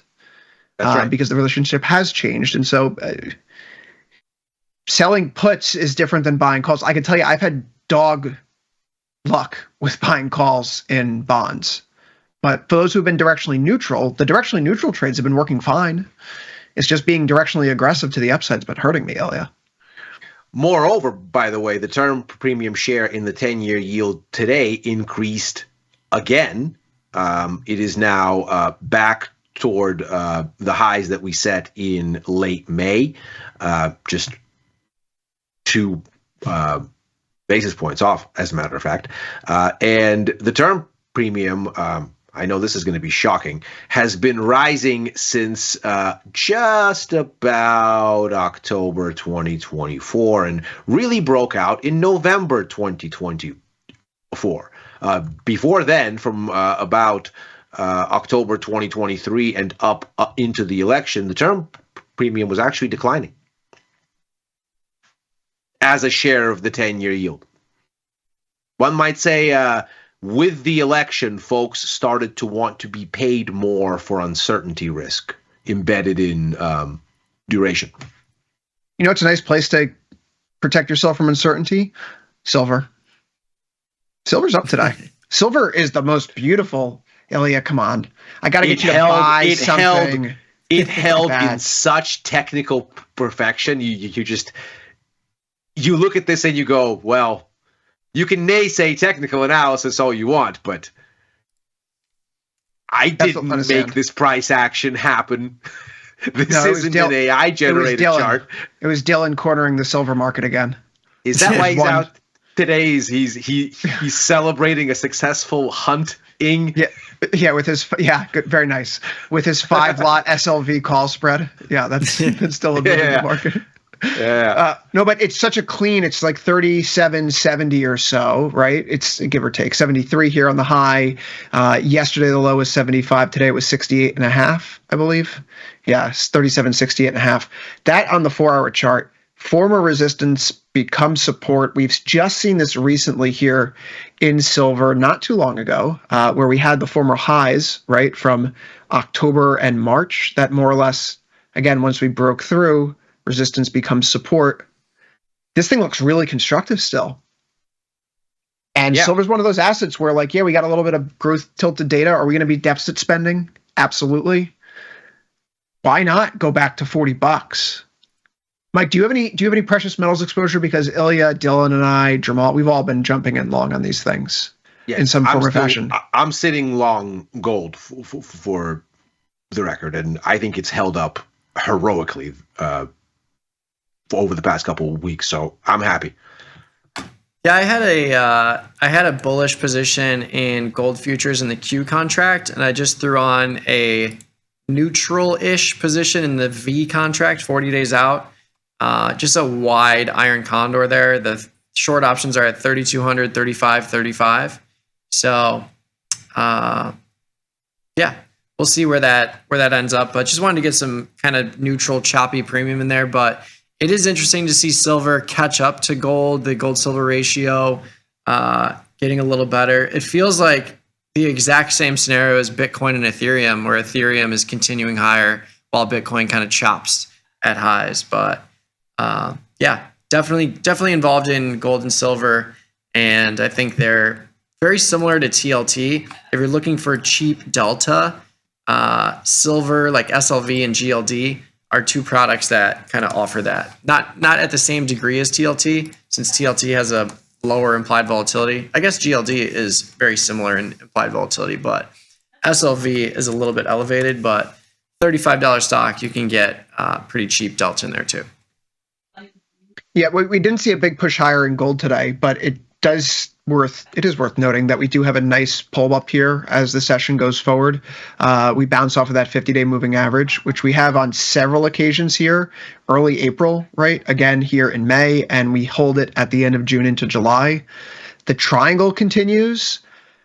Mike, I think your approach, honestly, it's been the better approach for the past few months. I've been riding the rails up to the long side on various out-of-the-money calls, and that worked great up until early April. And for the past few months, I've basically just been throwing away money, right? Betting on high convexity trades, 4-1, 5-1, 6-1. And I get a few days where maybe it works out, and then I find myself having to roll the position back basically where I entered. So it hasn't been great for me. But what you pointed out here, going directionally neutral, I couldn't help but just size it up on the chart myself and thinking, what if we hold the May low? What if we hold the April swing high here? What if we were to go out to 70 days and you were to construct a potential trade in this neighborhood, and you could find yourself going $25 wide in a short call spread, this is 40 days, short call spread, short put spread situation. And you can get yourself close to that 60% probability of profit, and you're risking 3 to make 2. Yeah. It's not terrible. It's actually a really decent risk to reward, all things considered. And my last checkpoint for this would be how much buying power am I laying out relative to the profit potential here. And I always like when my profit potential exceeds the buying power. So this kind of checks the box for me. Even if I'm going to be directionally bullish, I may want to augment this and add in something that's a little bit neutral in case this thing continues to stall. Yeah. It inspired me here. Yeah, I mean, this has been a really nice trade. This has been one of my favorite trades of the year, is just doing gold futures broken wing butterflies with the intent of, like, if I do it on the call side, for example, where I want it to drift higher slowly, if I throw it on the call side and I'm collecting between $250 and $400, which is typically the setup if you're doing it 20 points wide, 20 by 40, where your long spread is 20 points wide, your credit spread's 40 points wide. If there's a sell-off of any kind and you can remove the risk by turning that 40-point wide credit spread into a 20-point wide and basically legging into a symmetrical butterfly, you can usually do that and lock in a 60 cent or $100 or $150 credit. And then you're ultimately legging into a wide butterfly on the side that you want the product to go to. And if it expires worthless, you keep that small premium. But if it doesn't and it rips towards your spread, you can sell out of it for a greater value. So I've literally had 6 of those in a row. 1, 2, 3. All 6 of them have been profitable between 50 cents and $250. So very nice. And that's because even with gold's rally, if you look at a chart of gold, like, yes, it's had these crazy rips, but it's been two-sided to a strong enough degree to where you can remove that risk in those butterflies. So I think I'll keep doing that as long as we see this kind of chop around.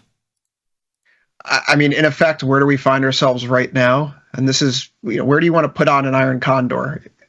Generally speaking, I like to do it at the midpoint of a trading range. And so when I take a look at the chart right now, I see where our gold prices. These are really ugly colors. We're going to fix all this up. Yellow, yellow, yellow. And goodbye. Okay. So literally the 50% mark of the trading rate post-Liberation Day high to the post-Liberation Day swing low here. You're at the 50% mark right now. Right? If crude's a good play, Ilya, from the post-Liberation Day high to the Israel-Iran war high, that swing area, okay? We go from here to here, and the 50% mark's right around $66, depending upon what contract you're looking at. Yep. Got to play it neutral. Now, the only quip I would have here, and the one thing that's getting at me, the positioning may be a problem. Even with yesterday's news out of the administration, the snip, snap methodology of deciding whether or not we would have Fed Chair Powell continue in his role, we get the pullback from the 50-day, and then we immediately get back up there today, Ilya. And that's because, in my view, this is an exceptionally crowded trade where people are now trying to get out of their short dollar exposure. Mm-hmm. And so knowing that short dollar exposure, a leg of that is also long gold exposure. It's one of the reasons why I'm thinking that Mike may be onto something here with playing directionally neutral, and maybe we temper our enthusiasm, curb our enthusiasm. How did I miss that? We curb our enthusiasm about gold's directionality to the upside, maybe play it a little bit more in silver. And if the dollar keeps rallying on this Buy America type of setup, then our gold position may have some problems ahead. Thankfully, the way that I have my gold position is expressed is through short premium. So I've actually just sold puts, and that's how. Look at you, fancy. I have it. That's how I've had it on. Well, no, it's a vertical, not to worry. I'm staying very, very risk defined in these wacky markets. In fairness, if I was selling puts as opposed to buying calls, all of these trades would have worked out. That's really my issue. Yeah. It's the way I structured my opinion. I looked at vol when I was putting this on, and this is already after an initial roll, and it looked too expensive, and so I did it this other way. And so I'm okay to continue to sit. I've not only used verticals, but I've also given myself a lot more duration this year. So whereas the tasting methodology might call for, let's say, 45 days in, I've been getting closer to 60. Just because I want to reduce my direct exposure to the underlying moves, because these markets have been really, really choppy. I want to give myself a lot of time for things to work, because whereas macro is already a very difficult thing to time, now it's just look at the term premium surging, an even more difficult thing to time. So I'm fine with gold basically idling here. I don't love silver, not because it doesn't look great. It does. No question there. It's just silver has this sensitivity to overall risk sentiment. And if you're going to be bearish, as I am, on overall risk sentiment, gold is your vehicle most likely, and not silver. The dollar rebound is very interesting in this context. I am very long dollar at this point. I've been layering it on essentially for 2.5 weeks now. Started with the pound, added the euro, doubled down on the Aussie just overnight as it made its break, doubled down on the yen last week. So I am very long dollars at this stage, having been very short in the first half of the year. So I've almost completely flipped over the boat. I'm not quite as long as I was short at the end there, but it's getting there. So in my mind, what this becomes isn't so much a buy America thing as it becomes risk aversion, whereby the dollar is again a haven. Because we've gone through the bit, I think, in April where the markets had a genuine concern that, oh my God, we are going to break the US dollar-based global commercial order and surgically extract the dollar and the US Treasury bond out of their bedrock role for modern finance. And then as we force the foundation out, the house can do whatever the house likes. We know what happens to houses when you extract their foundation. So in having kind of settled that concern, April through, let's call it, the end of June, you get back to a dollar, which we can see how it's behaved around the recent spooks in markets. It's gone higher. So I think you're back now to a dollar that's going to be a sort of refuge of last resort if there is a push for de-risking and liquidity. And that's still sort of the world that I'm seeing. Mike, what themes should we be thinking about for the second half of the year? Is it still AI? I know AI is very much in the news today because of Coldplay, but there has to be nice. Other reasons.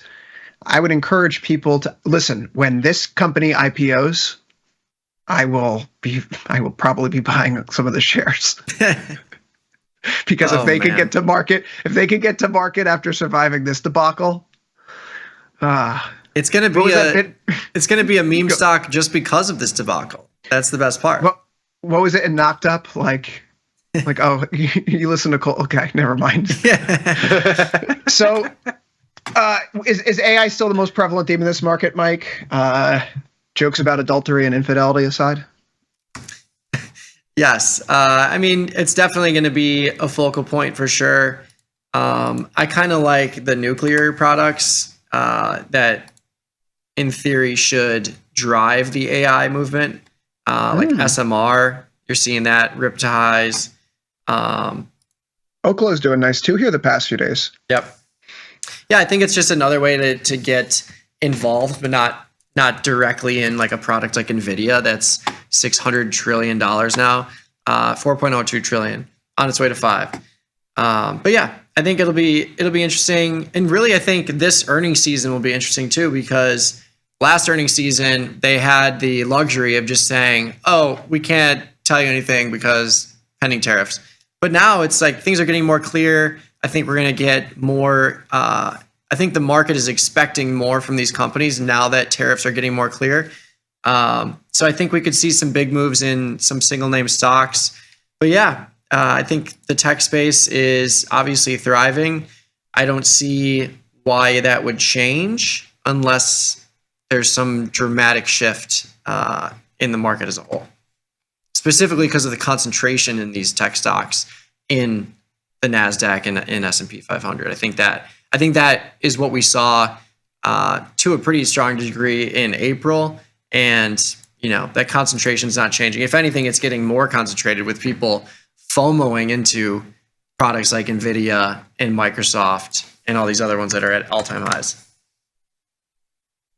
Oh yeah, I'm going to guess that your theme of the second half of the year is growth, which in fairness, we did share a stat a few weeks ago, right, about the S&P 500's recovery.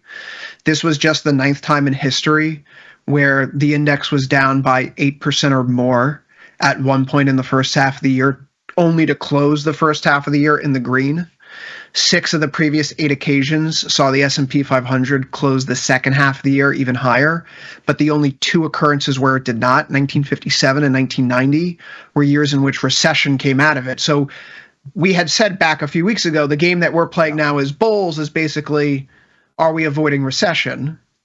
And so you'd have to forgive me then for thinking the retail sales data today is better than expected on all accounts, the inflation adjustment aside.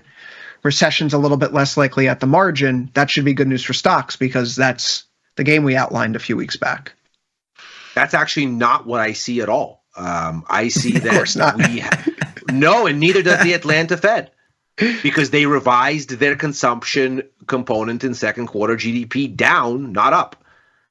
Which is a story, by the way, we wanted to get to earlier. Sorry to interrupt you, but this is a long-standing story of what's been going on with retail sales the past few years, where part of the reason why the Atlanta Fed revises things down is because they make their inflation adjustment. And if you take a look at this, comes from Greg Dachau over at EY Parthenon, their chief economist. If you were to adjust retail sales going back to basically the start of 2021, they're flat in terms of volume. The reason why they're higher is because of inflation. And this is one of the quips that we see with the actual spending data. Today's a nominal release. So it doesn't really tell you what's been going on if there's been a big push higher in prices behind it. Because, again, at the end of the day, P times Q equals GDP.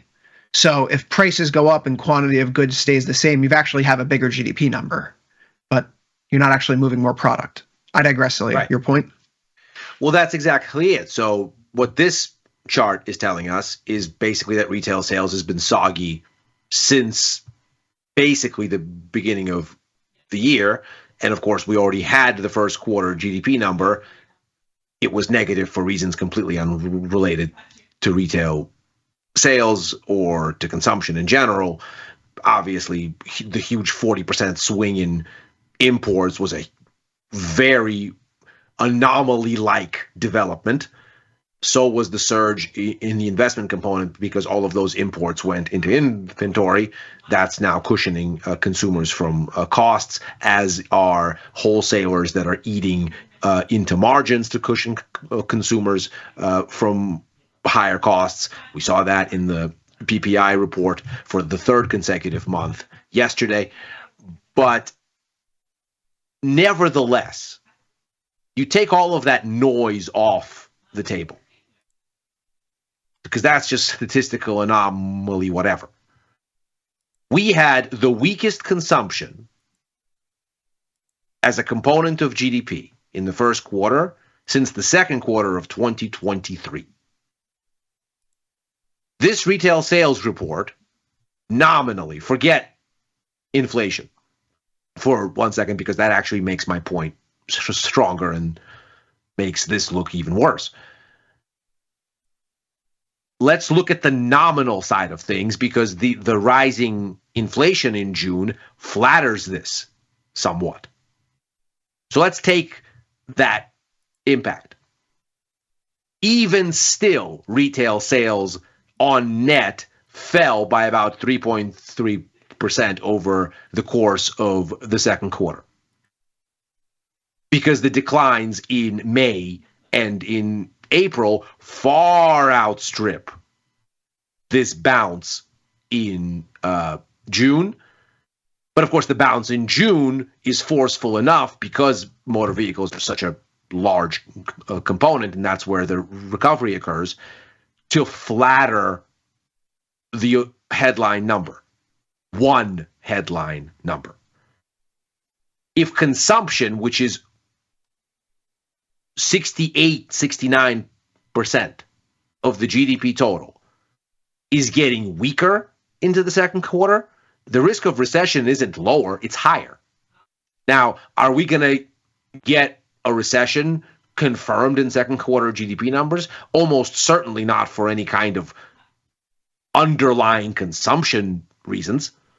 If anything, we'll have more chop around the tariffs, but the negative number in the first quarter wasn't a real negative number because of all this weirdness.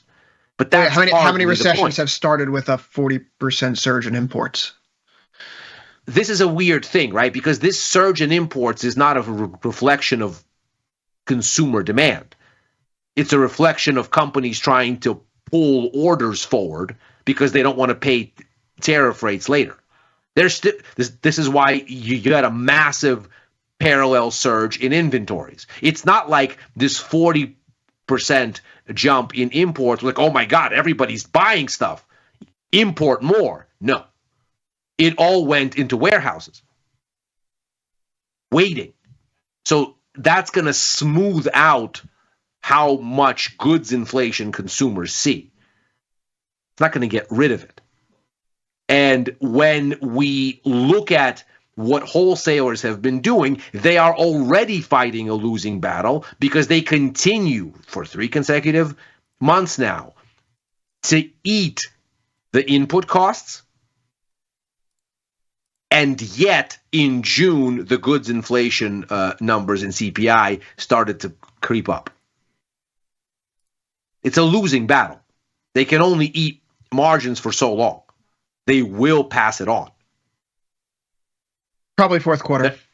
They're not going to take themselves out of business for the sake of not raising prices on consumers, because, of course, they're not doing that so as to protect the demand, but they're talking about this in their earnings. A bunch of companies are saying how they're working on supply chain management right now, and they'll worry about revenue management tactics later on, which is basically saying we're going to figure out ways to get deals. We're going to start cutting promos, and hopefully when we raise prices, we can make it up on volume. Yeah. I mean, that's the playbook that Samuel Rhines over, I think it's Employ America, has a really good article about how businesses are going to navigate this environment moving forward. Mike, we got 5 minutes left here on the day and the week. Netflix's earnings are helping propel the NASDAQ here higher after hours, 23,251. We're not the exact high, but it's pretty darn close. This would be a high 4-hour close of all time.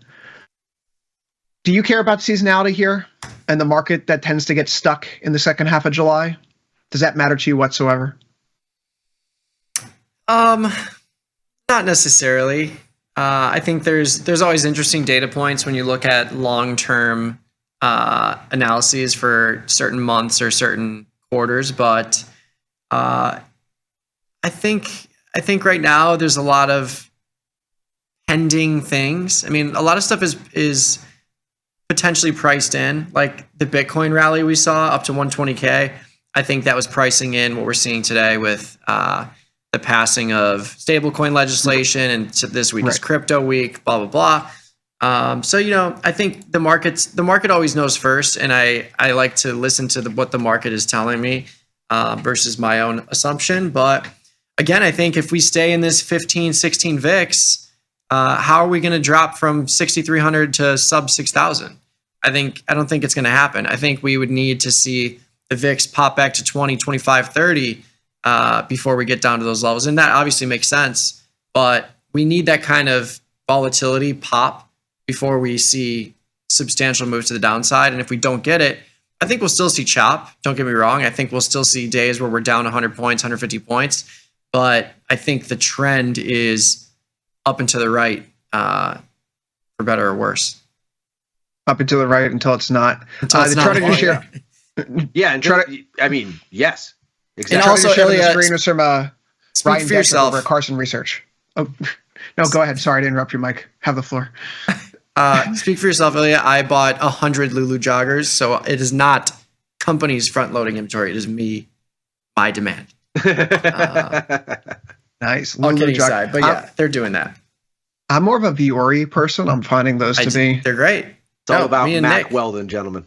Me and Nick are both Viore boys. Excellent. Good for you. And see, that's why we get along. We understand the sports betting and the attire. Yeah. All right. Ridiculous stories to close the week. What's the most ridiculous thing that we've heard in the market this week so far? I don't know if there's a good corporate story out there, if there's anything good about AI, if there's anything good about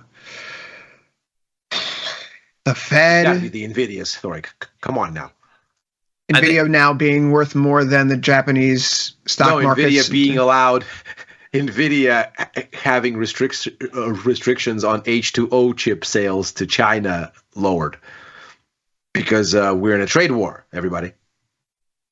I think it's the White House pump it up meme. Like that's that's a good one too. The most wild thing I've seen. I mean, isn't that? I think that's kind of validating, though, in the sense that, I mean, Ilya, you're here every day with me. I've had a very stupid point of view that they're just going to pump it, and you drop a meme of American Eagles making it rain Benjis. I don't know. It kind of feels like that's it. We were right. Yeah. It's getting ridiculous. Yeah. It's getting so ridiculous. But you know what? We're here for the ride. Sticking with the same things. I'm not in tomorrow because we're celebrating our 36th turn around the sun. But leaning along the NASDAQ, 23,350 calls, 23,350, 500 call spreads with an expiration of Monday. So let's make it happen. Just 100 points. That's all I want. Just 100 points between friends. Likewise, though, still along the S&P 500, like 59.75, 6,000 put spread. That's dated for the last week of August, because I think we are, Mike, we're in this, let's blow off the top, get a little crazy. Bonk is up 18% pre-market today. When the meme coins like that and all the, what do they call them, the shitcoins, when the shitcoins start going, that's when. Yeah, so the signs of a peak are getting close and we're near a seasonal top. Volatility tends to bottom out in the third week of July, which we have now entered. So buyers beware. But I suppose with that, overtime is now out of time for this Thursday and this week. We'll be back next Monday, same time, same place, 4 p.m. Eastern, 3 Central, as always, right after last call. So for Ilya Spivak in San Francisco, Mike Butler in Chicago, I've been Chris Vecchio in New York. Good luck trading. After this, brief break, and then Ilya's back with macro money. See you there. See you there, everybody.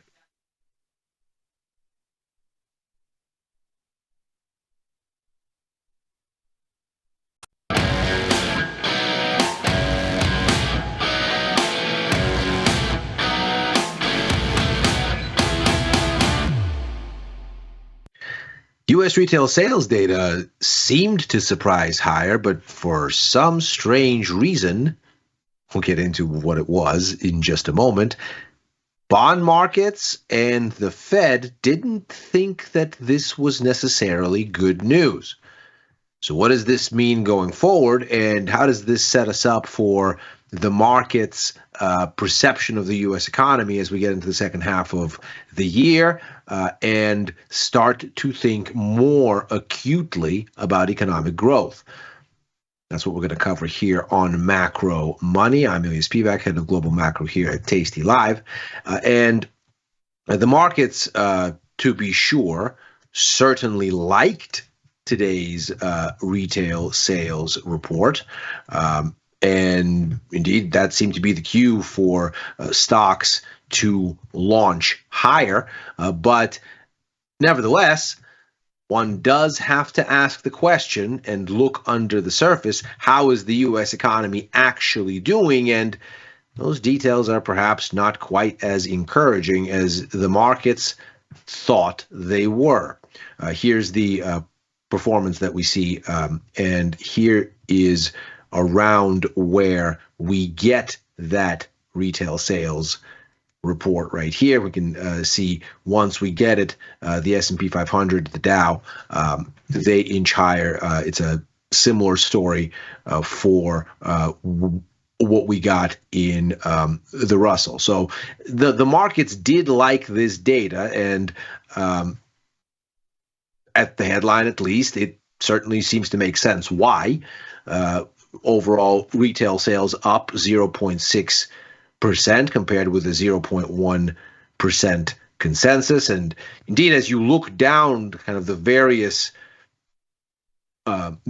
permutations of this data, you see that the control group better, even if you exclude autos here, it's a little bit better, although not by much. The gap narrows to just 0.2% from this gap here. So autos obviously an important consideration here, but nevertheless, the numbers look in all better. In fact, this increase in the year-on-year reading up to 3.9% was the first uptick in 4 months for the year-on-year rate. So on the face of it, these are certainly encouraging until you look just a peek under the surface. Here's the breakdown by category, and you can see here's retail sales. Here you can see they fell over the preceding 2 months, down 0.1% and 0.9%. Here's the 0.6% increase. And the thing that really stands out immediately is this motor vehicle component. And to some extent also building materials and equipment, which is why it's not just a story of one category per se. It's why even when you take autos out of the equation, you still get this little increase, although it's much more modest. But this is really the main story because motor vehicles are between 20 and 22% of the retail sales total, which of course makes sense. Cars are one of the most expensive things that retail buys.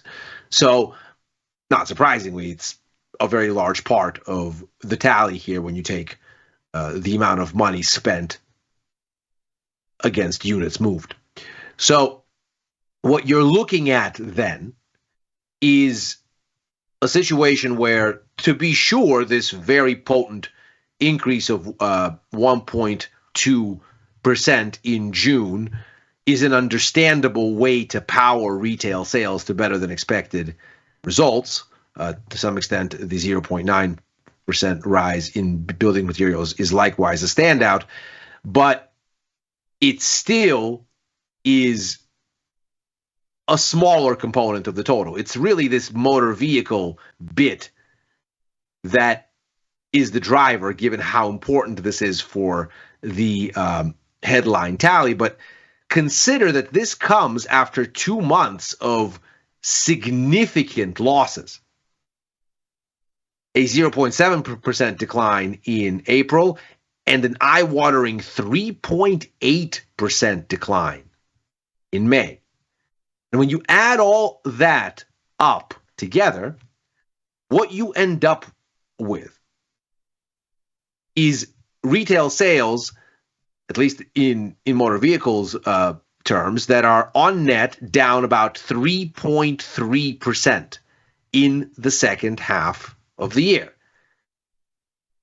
or in the second quarter, rather. In other words, the 1.2% rise is nowhere near enough to offset these losses earlier in the second quarter, and that of course is echoed, albeit with some diluting in the overall numbers.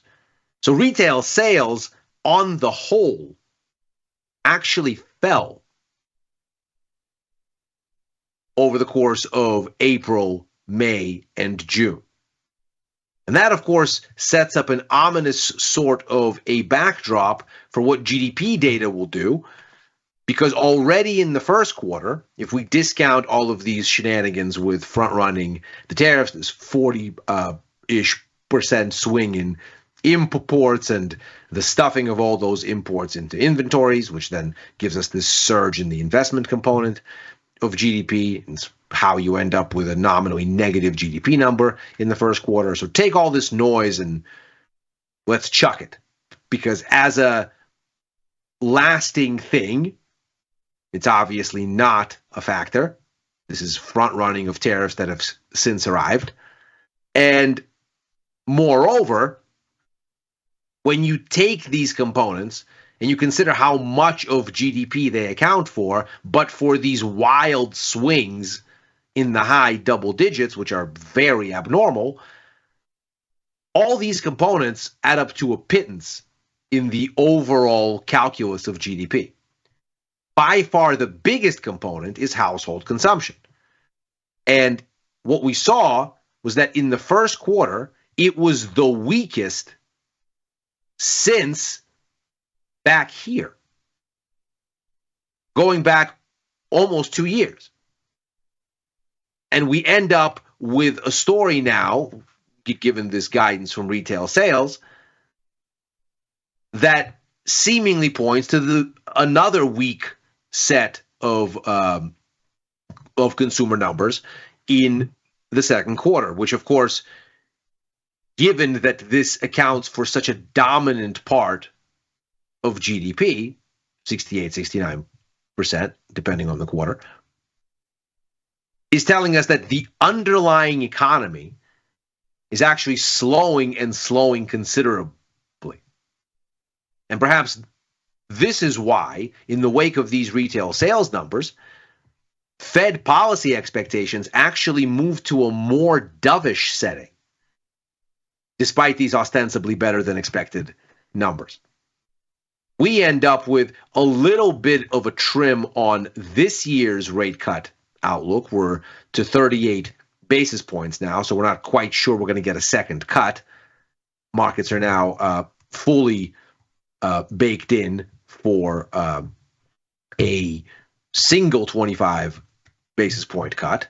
They're 13 basis points in the direction of a second one, so that's narrowly better than even at 52%, but only just so.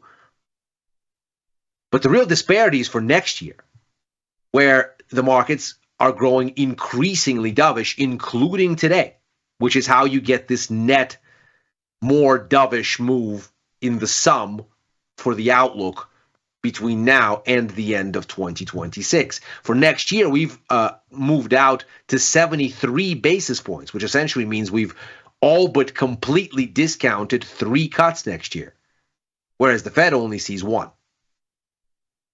And so the markets are clearly signaling here that what this retail sales data means is that in a optics sort of way, this probably means that there's maybe a little bit less scope for rate cuts this year.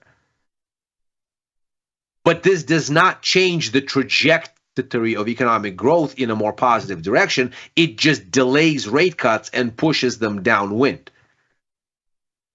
Because indeed, the weakening of the economy continues all the same and is in fact made more apparent by this data. Tellingly, in this context, the Atlanta Fed's GDP Now estimate of second quarter GDP numbers that takes in incoming economic data and then feeds them into this model that's updated sometimes daily, as long as we have data to look at that is relevant. We now see it was revised lower today, not higher, on the basis of this data.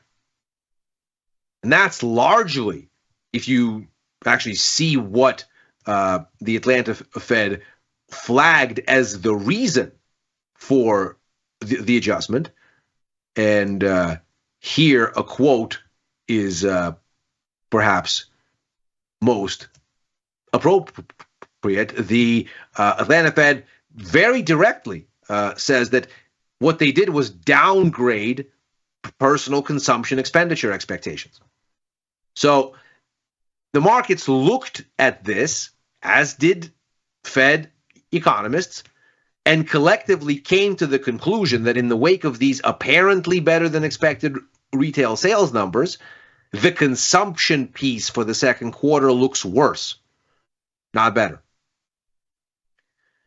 With that, we get another view of where consumers' heads are at, going now into the second half of the year, with the last bit of notable event risk for the week, the University of Michigan Consumer Confidence Survey. And here you can see we saw a very spirited rebound off these COVID equivalent lows.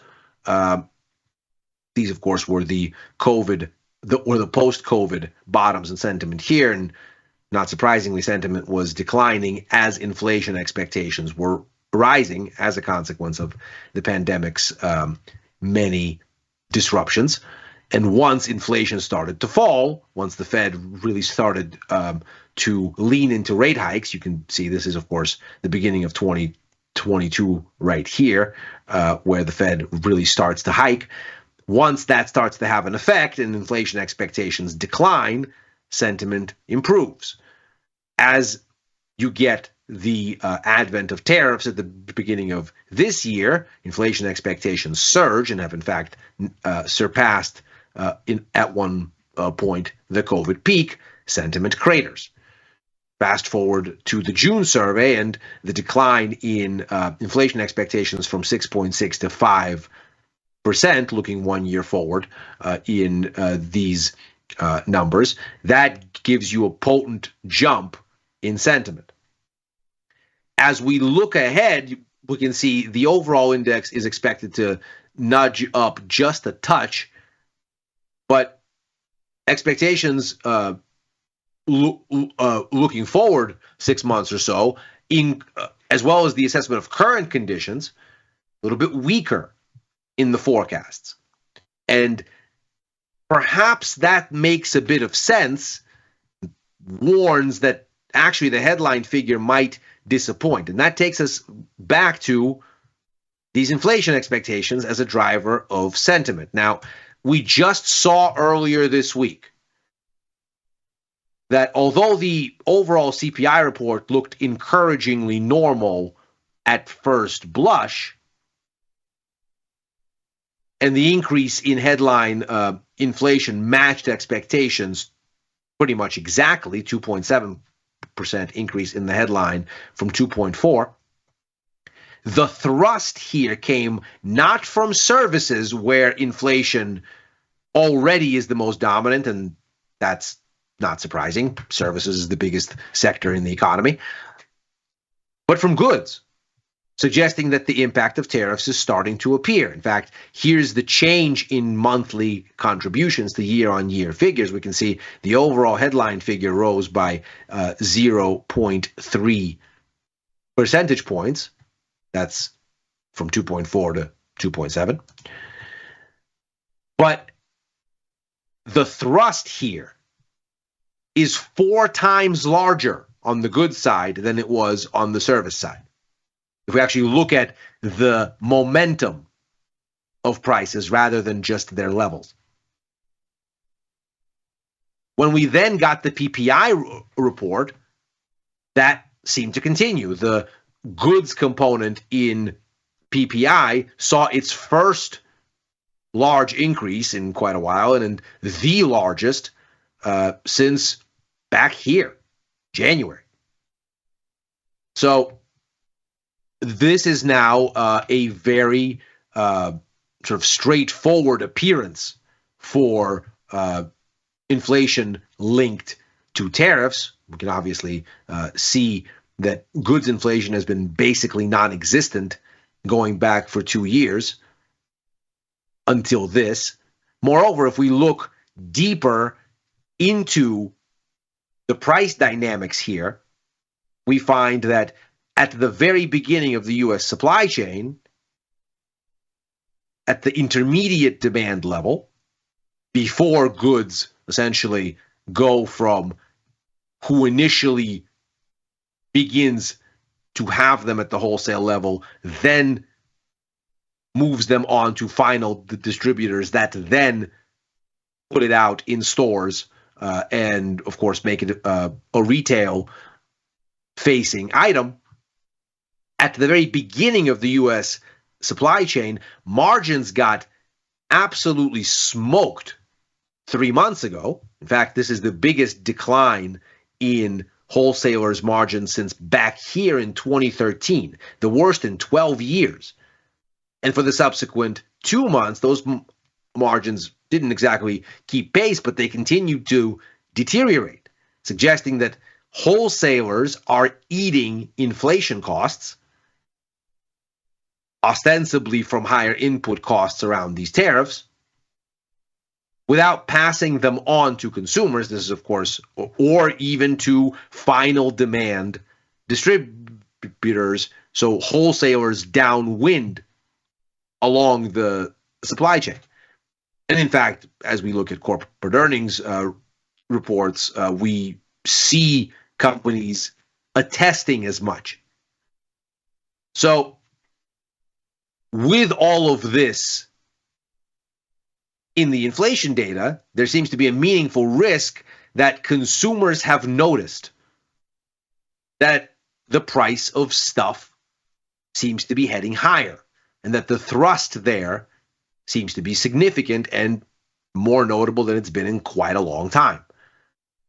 Now, if this feeds into these one-year inflation expectations and we get a nudge up here, given how this has been the driver of sentiment for the better part of 4 years, one would expect that sentiment would then deteriorate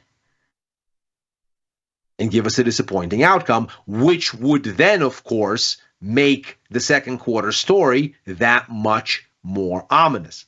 If consumption is as weak as it appears in the first quarter, and it looks like it's on a pathway in the same direction in the second, if not worse, then all of the growth concerns on display in the first half of the year, they have the capacity to become still more acute.